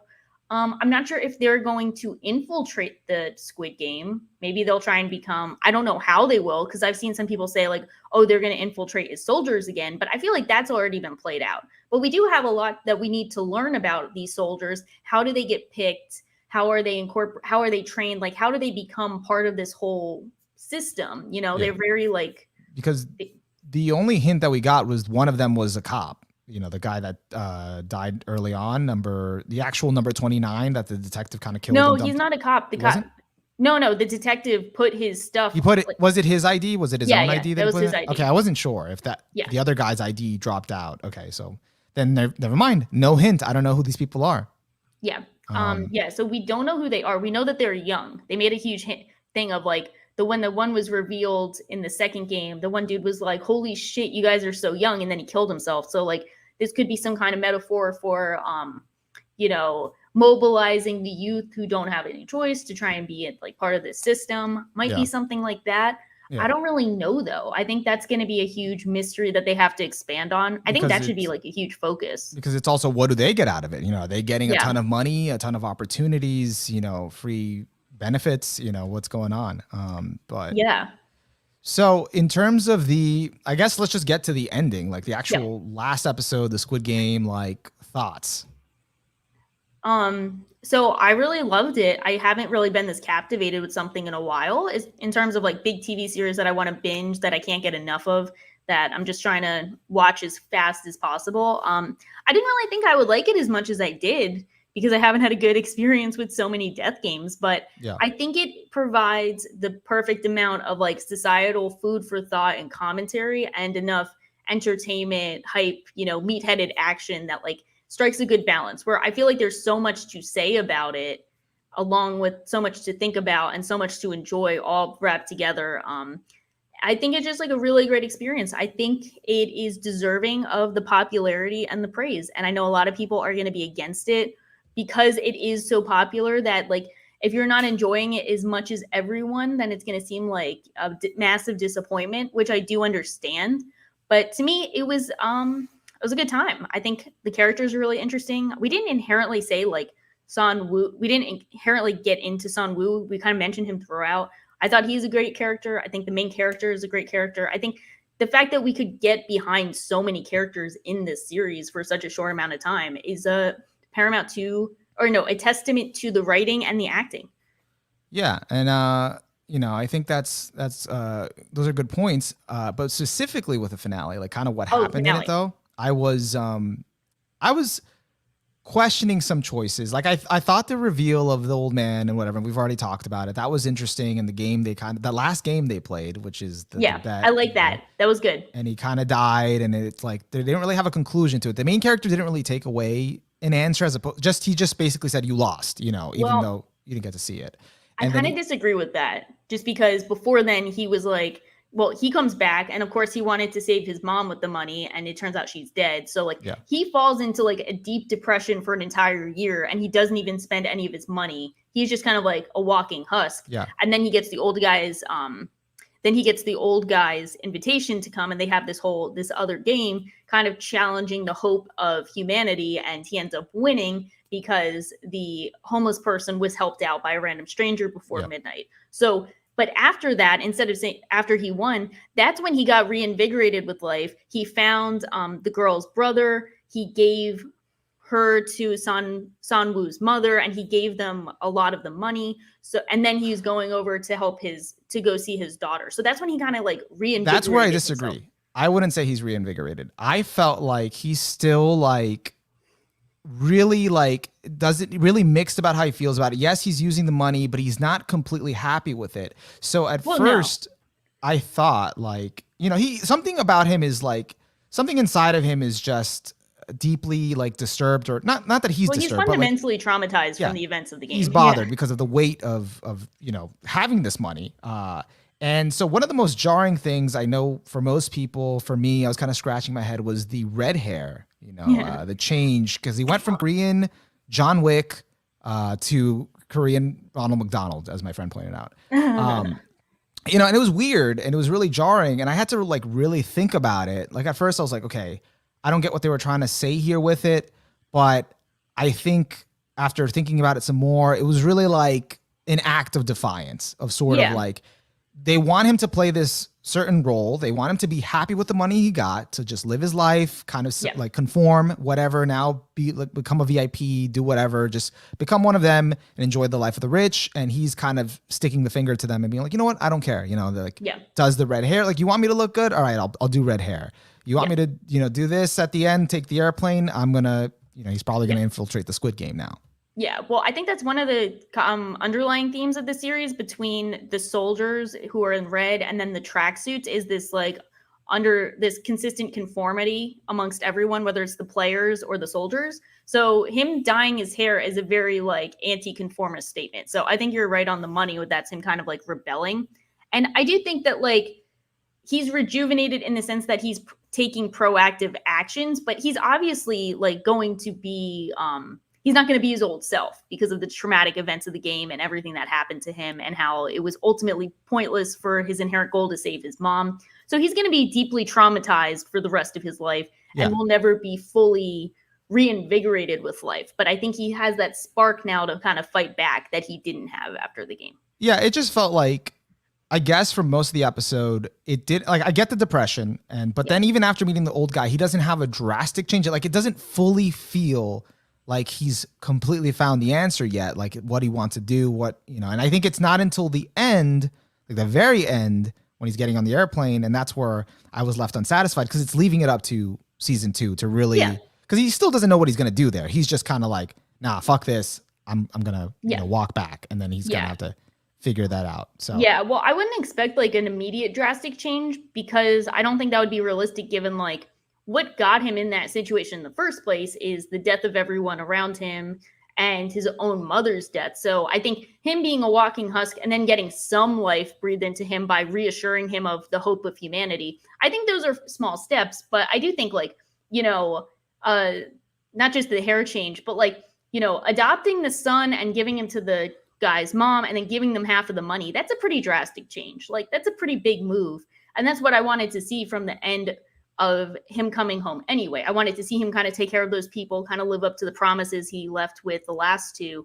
So that was like, I thought that was good. And I wouldn't really expect anything kind of major because it's so tough after he has massive survivor's guilt, PTSD, and just like he's left utterly hopeless because he's left all alone after this and he has all this money. Like, I don't really know what else he would do, but I think it leads in a good direction that he has this kind of spark, which will hopefully be followed up with in season 2. See, I'm not arguing that it's not realistic and it totally tracks and it makes sense, but just as a finale, and again, me trying to Yeah. get this closure like as a standalone, not something relying on a season 2, I just wasn't, Yeah. I wanted a little more to kind of like, I guess in my mind, if we're talking about the whole capitalism and the overall message, I wanted to at least close with something there. And I feel like that wasn't fully resolved yet, or maybe it was that game with the old man and kind of just saying that, the hope in humanity that they can do good. Maybe that was the message to end on. But I'm like also comparing it to Parasite, which I feel like it tackled a similar theme. That's a movie. This is a one season of a TV show. Well, it had 9 episodes to do what Parasite did in 2 hours. So yeah, but I think and it had a very powerful ending that really made you think in Parasite. Yeah, but I think Parasite's not going to have another. Well, apparently they're making a spin-off like TV show for it for some reason. But like, I think this one is just so obviously going to have a season 2. Like, even if they don't have it planned now, the fact that they left it open like this wasn't like an ending. Yeah. Like, I don't think this was an ending. So I wouldn't compare it to Parasite for a season 2. But even if we take it as like this is the ending, I think it's a powerful ending in terms of. He's about to get on the plane now as like a privileged member of society who can travel over to the US. And he sees the same game going on that he got caught up in the first with the guy slapping him playing that flipping card game thing. And he realizes that they're continuing on the Squid Game. It's a cycle. And at the end, he's breaking free from the cycle and he's not trying to be part of it, which I think is a powerful way to end it as like, I see that this consistently immoral thing is happening. I benefited from it, but I'm not going to play into it. And I think that's a good way to try and end it, even if it's a bit unrealistic compared to Parasite, which is like, yeah, I'm sure I'll get the money one day. And then the credit song is like, you will not get the money. Yeah, and that just like really sits with you. But again, I was watching this show as like kind of the first way through.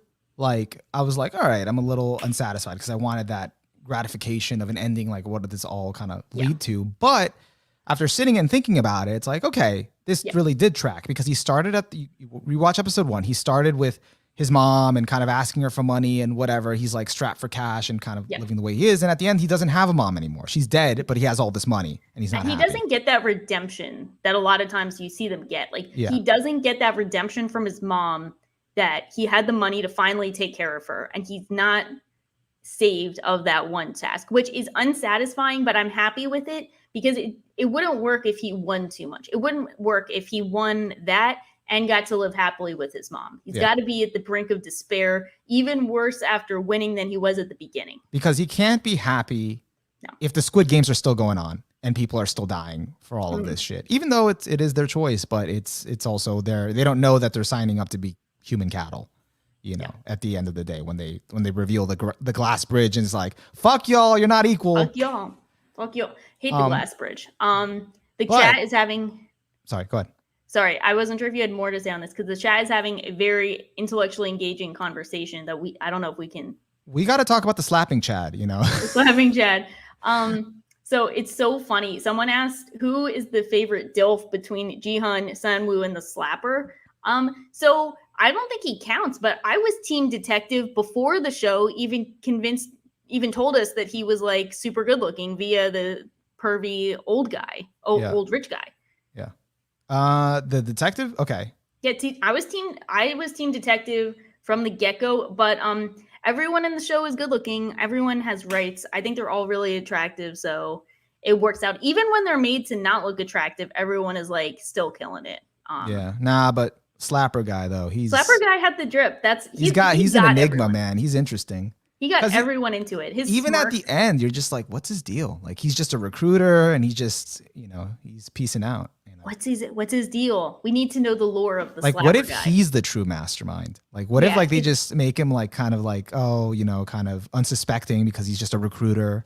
Yeah. But he's the most well off. Maybe he's the son of the old guy. He's the true son. He's the son. But all in all, besides like my misgivings, I am super glad that this show exists, that it was able to reach such a mainstream audience that I love it conceptually. I love the soundtrack. I kind of love the whole idea of it. So I think, I'm really glad it exists and I'm really glad, like the message went for, and I'm totally down for a season 2 if it happens. I'm going to have reservations until then, I am just so like, I totally get what you're saying because I try to do that too, especially in terms of like compartmentalizing seasons and like their finales. I was just so like, I tuned in hearing that this might be the most watched thing on Netflix. So to me, I'm like, yeah, so this will be a great lead into season 2. It's already confirmed. The numbers are here, like, because I just know they're gonna make another season for this.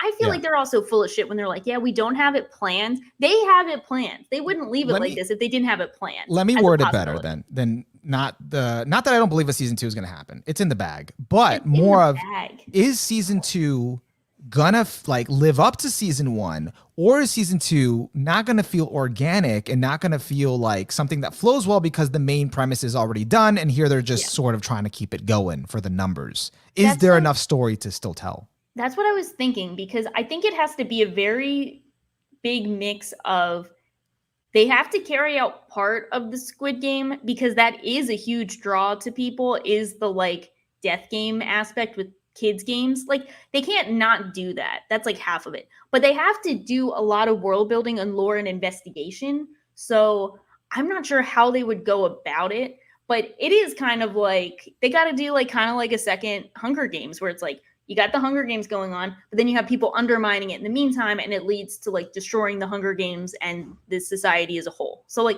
I feel like they kind of got to do like half and half on that. Yeah, because a lot of the appeal again was kind of being isolated and in this whole like place and not knowing what's going on and the pink soldiers and all that, which it'll probably be more outside of that in the second season. It'll be more in the real world and sort of just kind of maybe, but they did say it is around the world, so maybe they're infiltrating like the different locations. Okay, would you take that another society Squid Game? That'd be interesting. We probably shouldn't spend our whole time there because we already know how it goes, but maybe like they see a bit of it, or maybe they infiltrate little like different ones, or I don't know. Like that would be interesting. It just depends how they do it. America's Squid Game, like what's going on there? We have the Hunger Games though. But it's like, it's just wild that they have that. That would be interesting as a different perspective of like seeing different children's games across the world. Yeah. I would be down with that. But people in chat are commenting that like there are a lot of good reservations to have about season 2 because like now that they know that there's like a worldwide audience, what if they kind of make it a bit more accessible to people in a way that season 1 wasn't because it was such a smash hit. Yeah, it's kind of like in a way, like for example, it's not the same exact scenario, but like the Queen's Gambit, really good, but it's that first season or the only season that's out covers the whole novel, and it did so well that they're considering a season 2, but that's not going to be based, like there's no source material. Source material, so it kind of ruins the point of the brevity of the first season. So it's not like Squid Game was a novel, but it's just the story of like, well, maybe the true premise, like everything he had to tell was mostly already there. Yeah. And you know what's crazy to me? I don't know if you've seen this, but my friend showed me this. There's Twitter is doing like stupid shit again, and someone was like who you thought the villain was versus the actual villain. And it's like the actual villain they show is like San Woo. And I'm like, how do you miss the entire point that the establishment of the Squid Game is the bad guy? Like none of the players are the bad guy. Like, well, Sang Woo stopped being the perceived bad guy like the moment he pretty much at the end where he kind of looked the main character in the eyes and he was just like, I forgot what he said, and then he killed himself. Like he kind of, he looked remorseful, Yeah, so you would think people would notice that, and then people are still like, nah, he's bad, like whatever. And I'm still like mind blown by how people miss that the establishment that pits people together is the bad guy. Like the elites with their tacky ass masks, like they're the bad guy. Like they're bad. Yeah, like if anyone else was in this situation, a survival game, realistically, they'd be Sang Woo if they had his intelligence. Yeah, if you had the means. You'd either be the Karen lady or San Woo. But the bad guy is capitalism. That is the bad guy. That is what the show is trying to say. No, it's Sang Woo. He is a product of capitalism. Capitalism did this to him. Yeah. It forced them in this position where they need the money. Yeah, and it's like just the great wealth disparity that they could not get out of this hole without such a life or death situation. Yeah. And I actually did read I actually did read like a good like Twitter post from, let me see if I still have it up. from someone that was, I think, like a Korean Twitter user, but he wrote it in English saying like it was very Gi Hyun, the main character, was very relatable because he like the way they wrote him that he's been laid off for 16 years. He was born in 1974, and like let's see, like where he worked was like very similar to this guy's like coworkers. Like it's like based off, like in summary, it's based off of like a real life like company where there's like a lot of laid off employees and they're kind of going through these things like he's going through, and then that like they actually like address that and it's not given a lot of attention, and it's like they actually are like struggling through that. Yeah, there seems to be a lot of like, things based in reality. Like I saw on TikTok that something got pretty viral, was someone was saying that like some of the translations are a bit off in the nuance. And one of them was like the Karen lady we talked about when she was trying to pair up with someone for a team. I think the translated line that she has was like, I'm not smart, but I know what she's like. I'm smart at what I know, but like it actually translates to I'm smart, but I wasn't given a chance to study, which is a common trope apparently in Korean medium, where you have the very smart but poor person who wasn't able to like go to university. And you can kind of see that in like Parasite, like the main son was like very smart, but wasn't able to go to university because the family was poor. Like you see that kind of happening over that trope, character trope happening over and over again. And then there was one in the Marvel episode, the Ganbru. Is that how you say it? Ganbru? Ganbru? Oh, Ganbu. Ganbu. Yeah. So when they were saying that Ganbu is, we share everything. Apparently it doesn't say we share everything. It says there's no ownership between us, which is similar. But like the point of the episode is like, there's no ownership between us. So like, we don't really owe each other, but it's also that sense of camaraderie. Oh, okay. So very small details. It's small nuances. Because I did talk with like a Korean friend that watched the whole show, and I asked him like, I told him about it. He hadn't heard about the subtitles being inaccurate or whatever, and I think he watched it with the subtitles. I'm like, was it really that inaccurate? And he was like, it wasn't that bad. It wasn't that off. So, but again, I don't know if he was paying careful attention to see the differences. But he said, in his opinion, it wasn't that off. So again, I think they're just like small nuances that. Do change some things. Oh, and this is a good point. Daki, I'm gonna say that. A lot of people watch it with closed captions on Netflix instead of English captions, which is English subs, which is like the dub. Like, so it's like saying like it's like captioning the English dub instead of like the actual subtitles. Oh, see, I didn't. I double checked that, and I noticed I did not watch it with the CC. So I didn't either. So we watch anime, we understand. We've been there. Maybe we got the full experience. I don't know. Yeah. We fought these battles. Yeah. And also someone, this person, sorry, I can't read your name, in the chat points out Sangwoo is an antagonist, but isn't the main villain. Yes, I agree. It's fair to say he's an antagonist. Ayomine Sensei. Yeah. Yeah, I couldn't read the first part. No, you're good. Yeah. I was like, wait, Ayomine, I see that.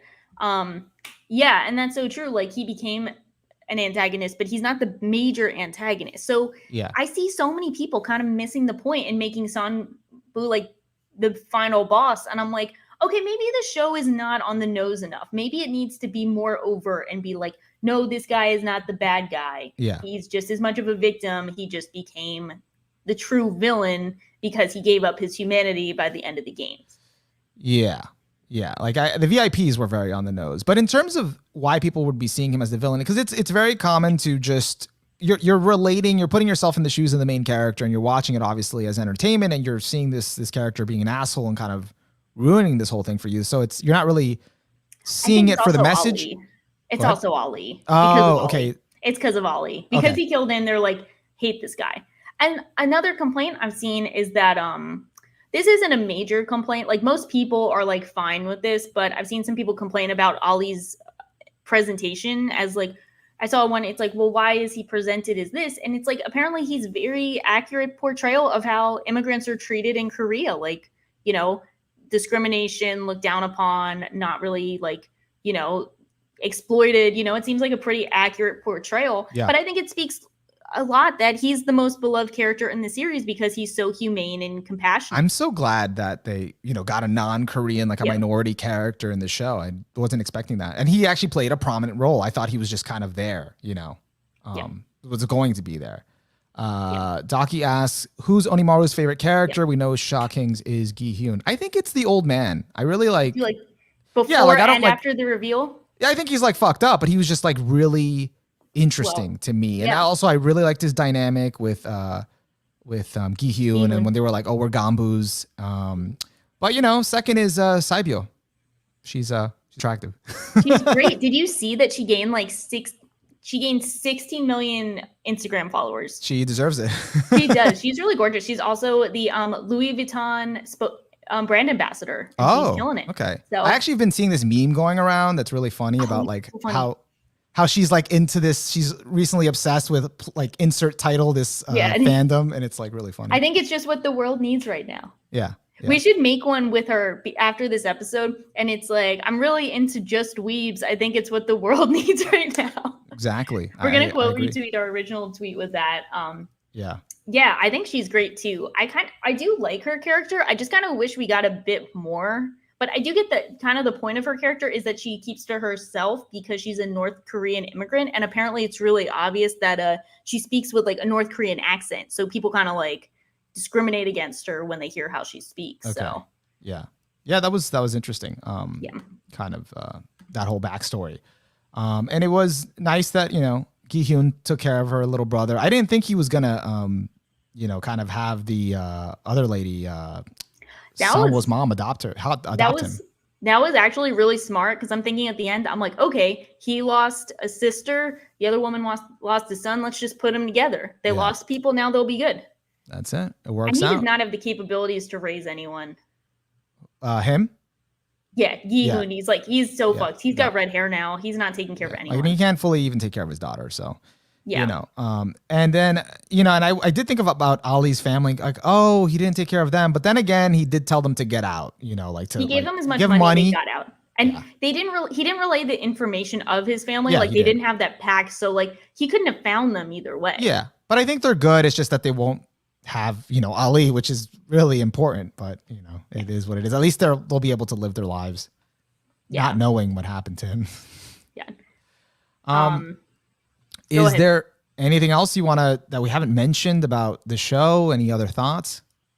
No, I mean, I just think they do a great job with it. I think the visual presentation, it's tough to relay through words because we've been kind of speaking about the actual events, but I think the cinematography, visual presentation, and directing is also just top notch.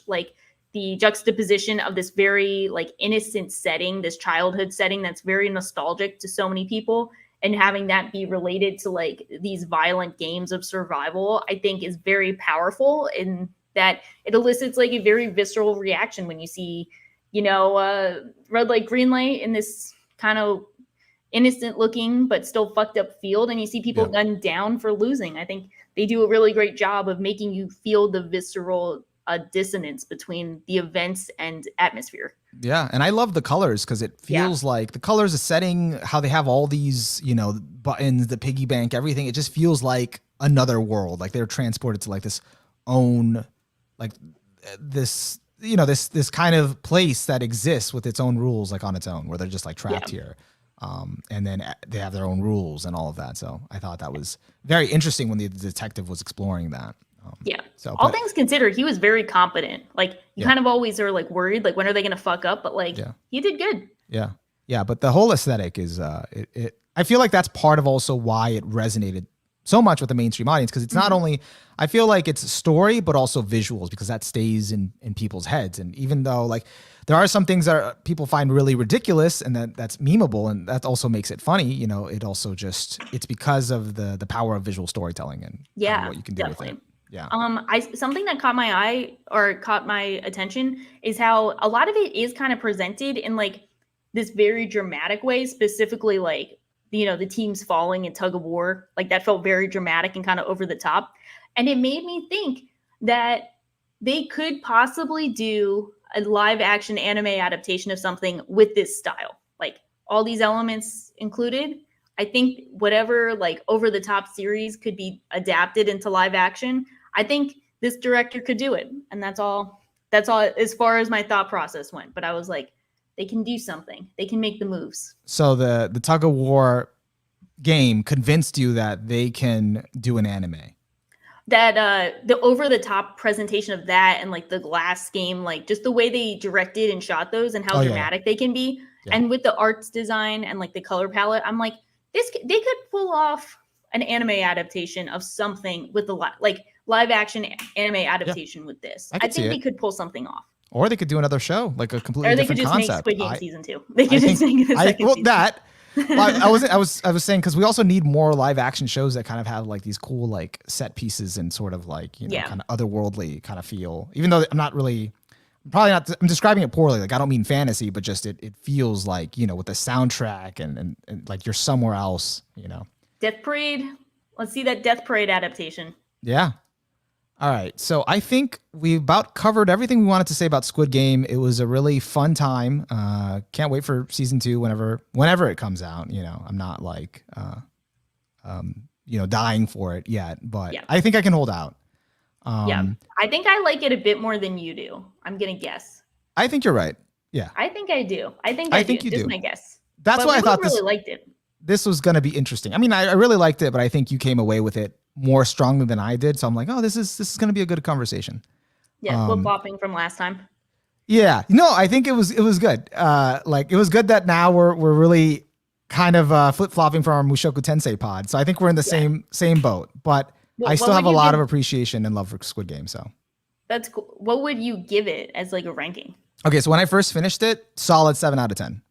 Okay. You can't change my mind. You know, that's how I felt. Like I just felt like. Well, I'm not changing your mind. I thought you were going to change it because you said the first time. So I was like, oh, is this changing? Because maybe, I don't know. Like after thinking about it some more, like the things I like had an issue with, which I wanted to talk about here, like, and I did. Some of the things still make sense make more sense thematically. Like the things I was unsatisfied with is like the emptiness of kind of the feeling and like, you know, like he doesn't get redeemed and all that stuff. But then it's like in my mind, I'm like thinking like, okay, but is that fair? Like to knock a point for that if it's kind of cohesive in what it's trying to do. So it's like, okay, maybe an 8. I don't know. But it's where it comes into play where there are some elements that like I was talking about the bullshittery of the Glass game. And I'm like, this is just absolute bullshit. But is the point that it's bullshit? And then you kind of have to grapple with like how much of my frustration is thematically related? Like do the themes cover this feeling? And then how much of this is like, nah, just pick a better game. Like just do better. Yeah.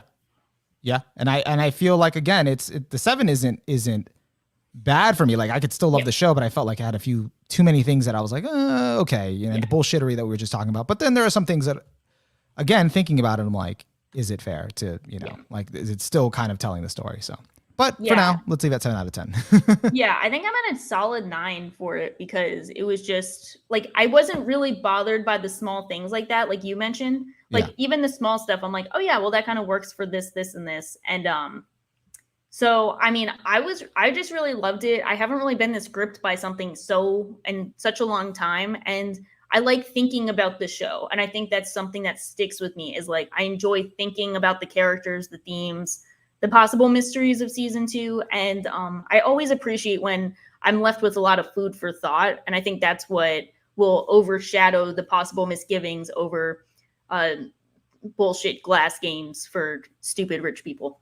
Yeah, no, I definitely agree with that. I definitely got some more food for thought and kind of prepping for this podcast and thinking about it a little more. I was like, oh, okay. Yeah. You know, and on rewatch, again, picking up the little things, I'm like, oh, like seeing the parallels and seeing where things landed and kind of getting more clarity on some stuff. Cause I did watch it like really quick. So yeah.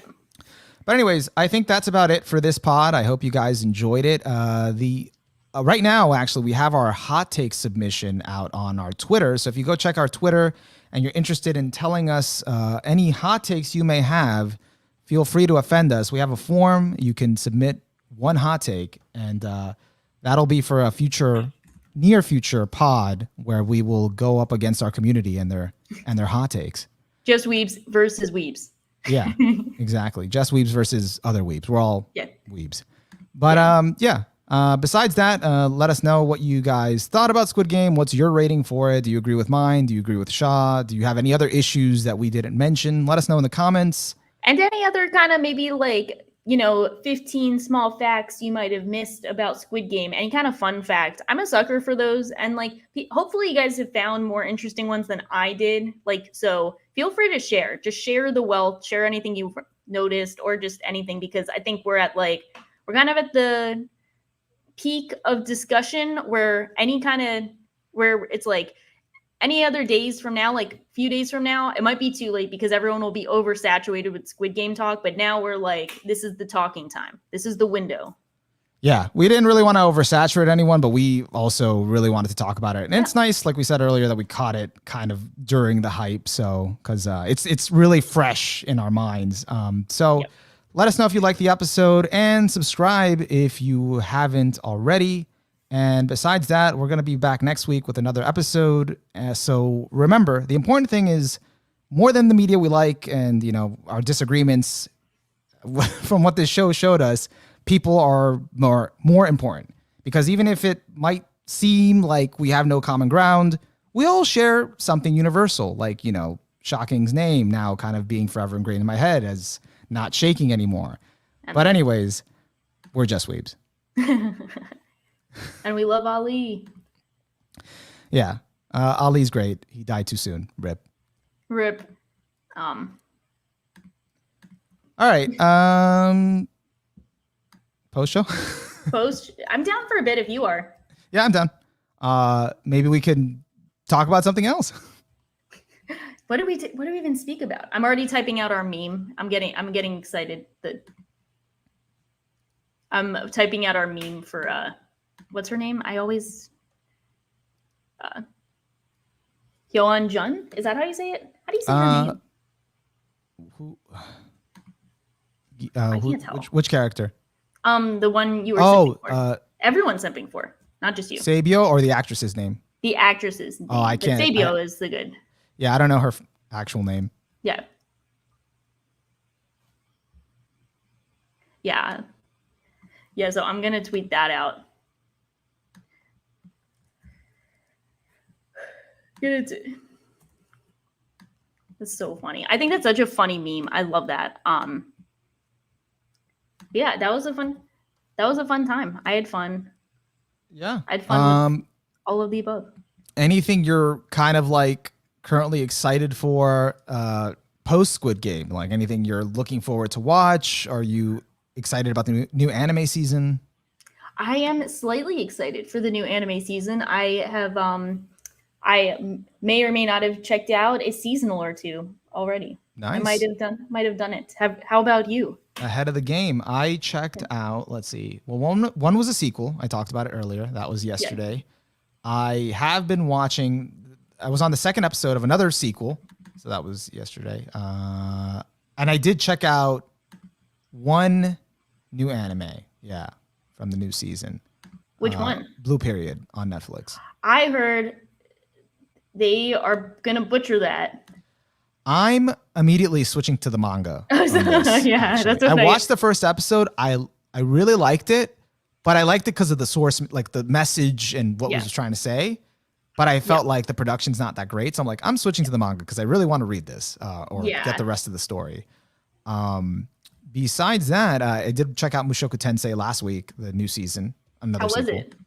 I think it's good. I think they might maybe, be toning down the things we talked about in the first season a little bit. It's still there, but it's, and I've heard from other people telling us, I think in comments and whatever, that this is the part of the story where that's going to get toned down a bit. So who knows? I heard some interesting things about the second episode, so I hope you're right, but. Oh, I have not watched the second episode yet, so I guess not. Spoke too soon.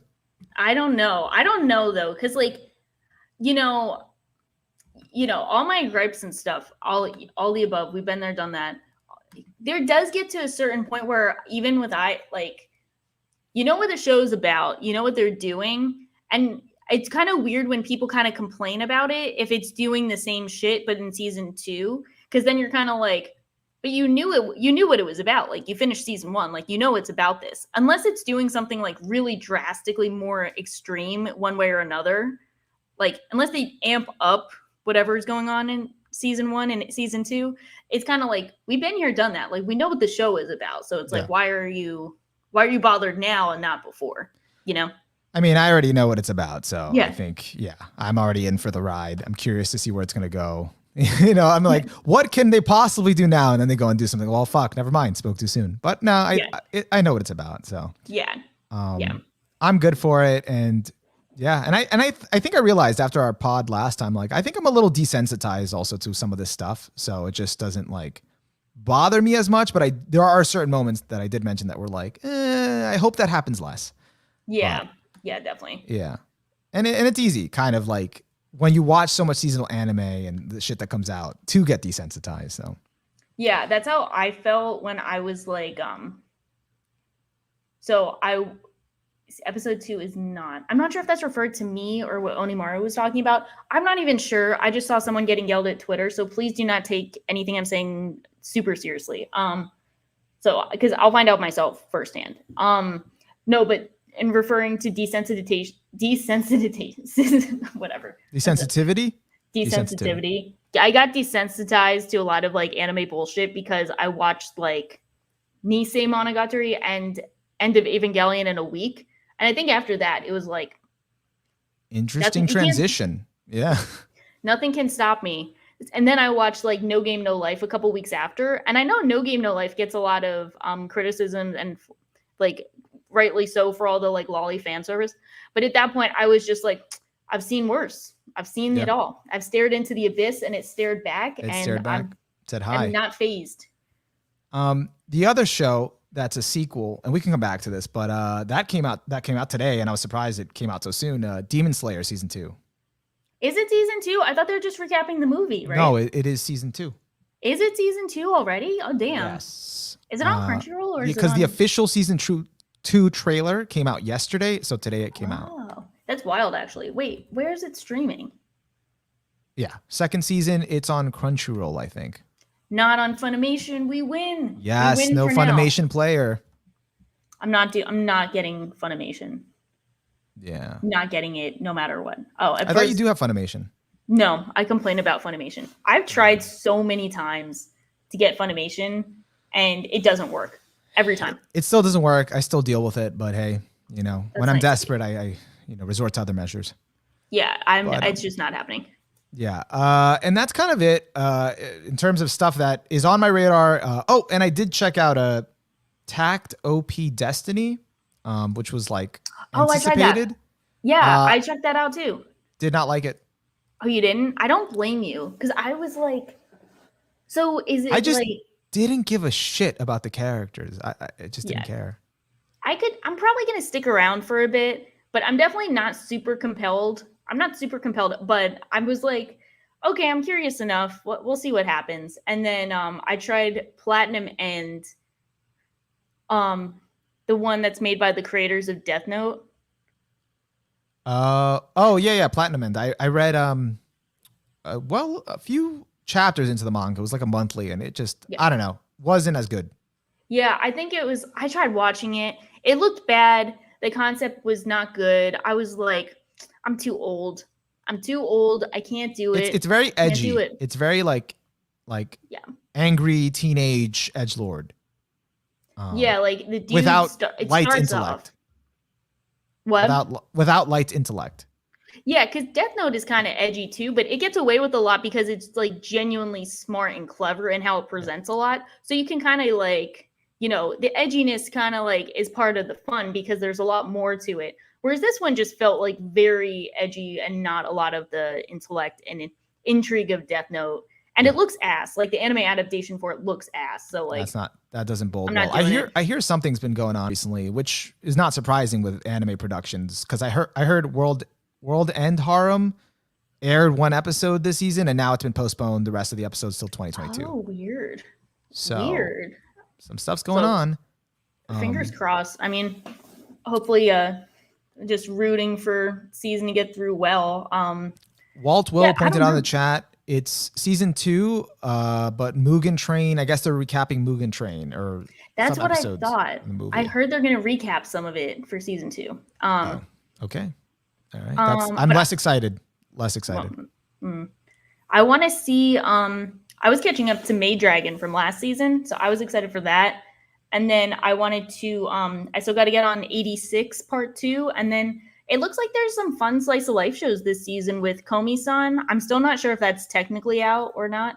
And then there's Yeah, I think the first episode's out. I don't know where. I haven't checked it out yet. yeah. And then there's My Senpai is Annoying. Have you seen that? Heard of that one? No, and the title doesn't compel me to. It looks good. It looks like really well made. I'm excited. Okay. It looked kind of quirky. So I'll give it a shot. I'll test the waters. I'll report back. I'll save you some time. I did check out 86. I'm on the second episode of the new core. It's good so far. It's interesting, the direction they're going. Well, that's good. And I am saving Dragon Maid to like binge, and I also am interested in binging Sunny Boy, but I don't know when. I've heard I want to binge that too. That's on the list from last season, but I'm maybe very those will, lazy fair. Maybe those will be dedicated pods. Who knows? Let me know. Who knows? We'll have to do a big like 2021 seasonal one. When we get like all the good ones by the end of the year, we'll recap. We'll see like what's good, what lasted. Yeah, I think we should. I have an idea already for like a 2021 recap, like where we kind of just go through all the shows and sort of rank them, but like not just us. We invite more people, and like, and then we argue over it. And so like, and it's one definitive rank. It's not like, oh, you get your own list and you have your own list. It's like we all have to decide. Yeah, and the way we decide is whoever like we'll argue for each show. And whichever show has like the most divisive, like polarizing like opinions, that'll drop. And like the ones with the least like divisive opinions will go higher. So then that way we determine our ranking. So I'm down. I think that should be fun. Yeah. We'll have to like a mini like anime awards, but not really, like just an anime tier list. Anime Squid Game. Yeah. Yeah.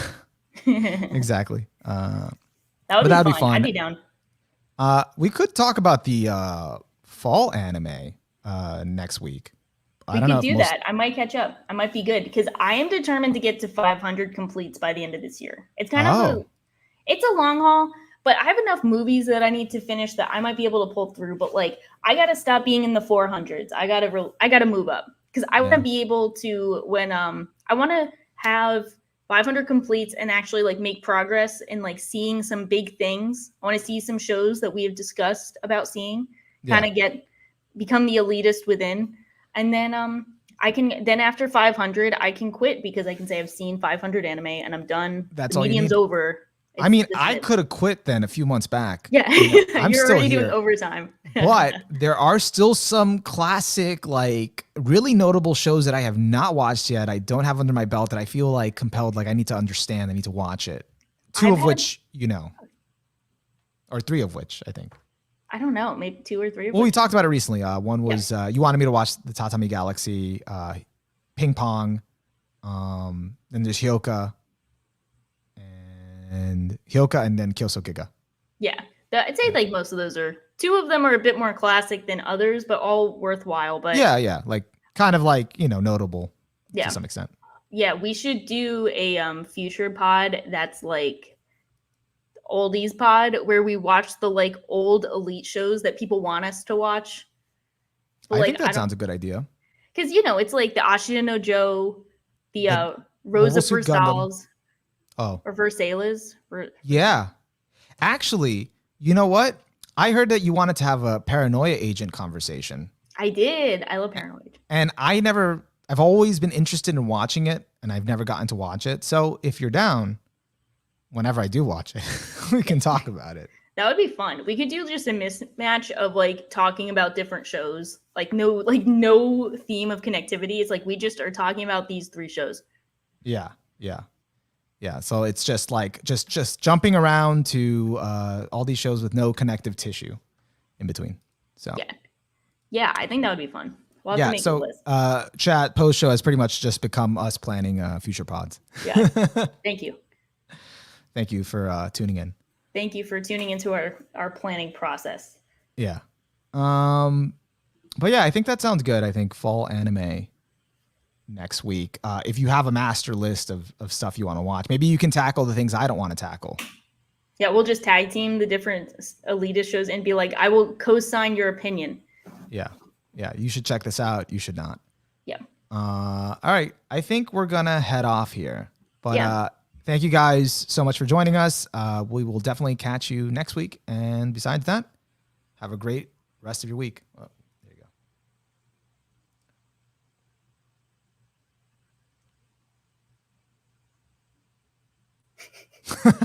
It just like It's just still taking there. forever.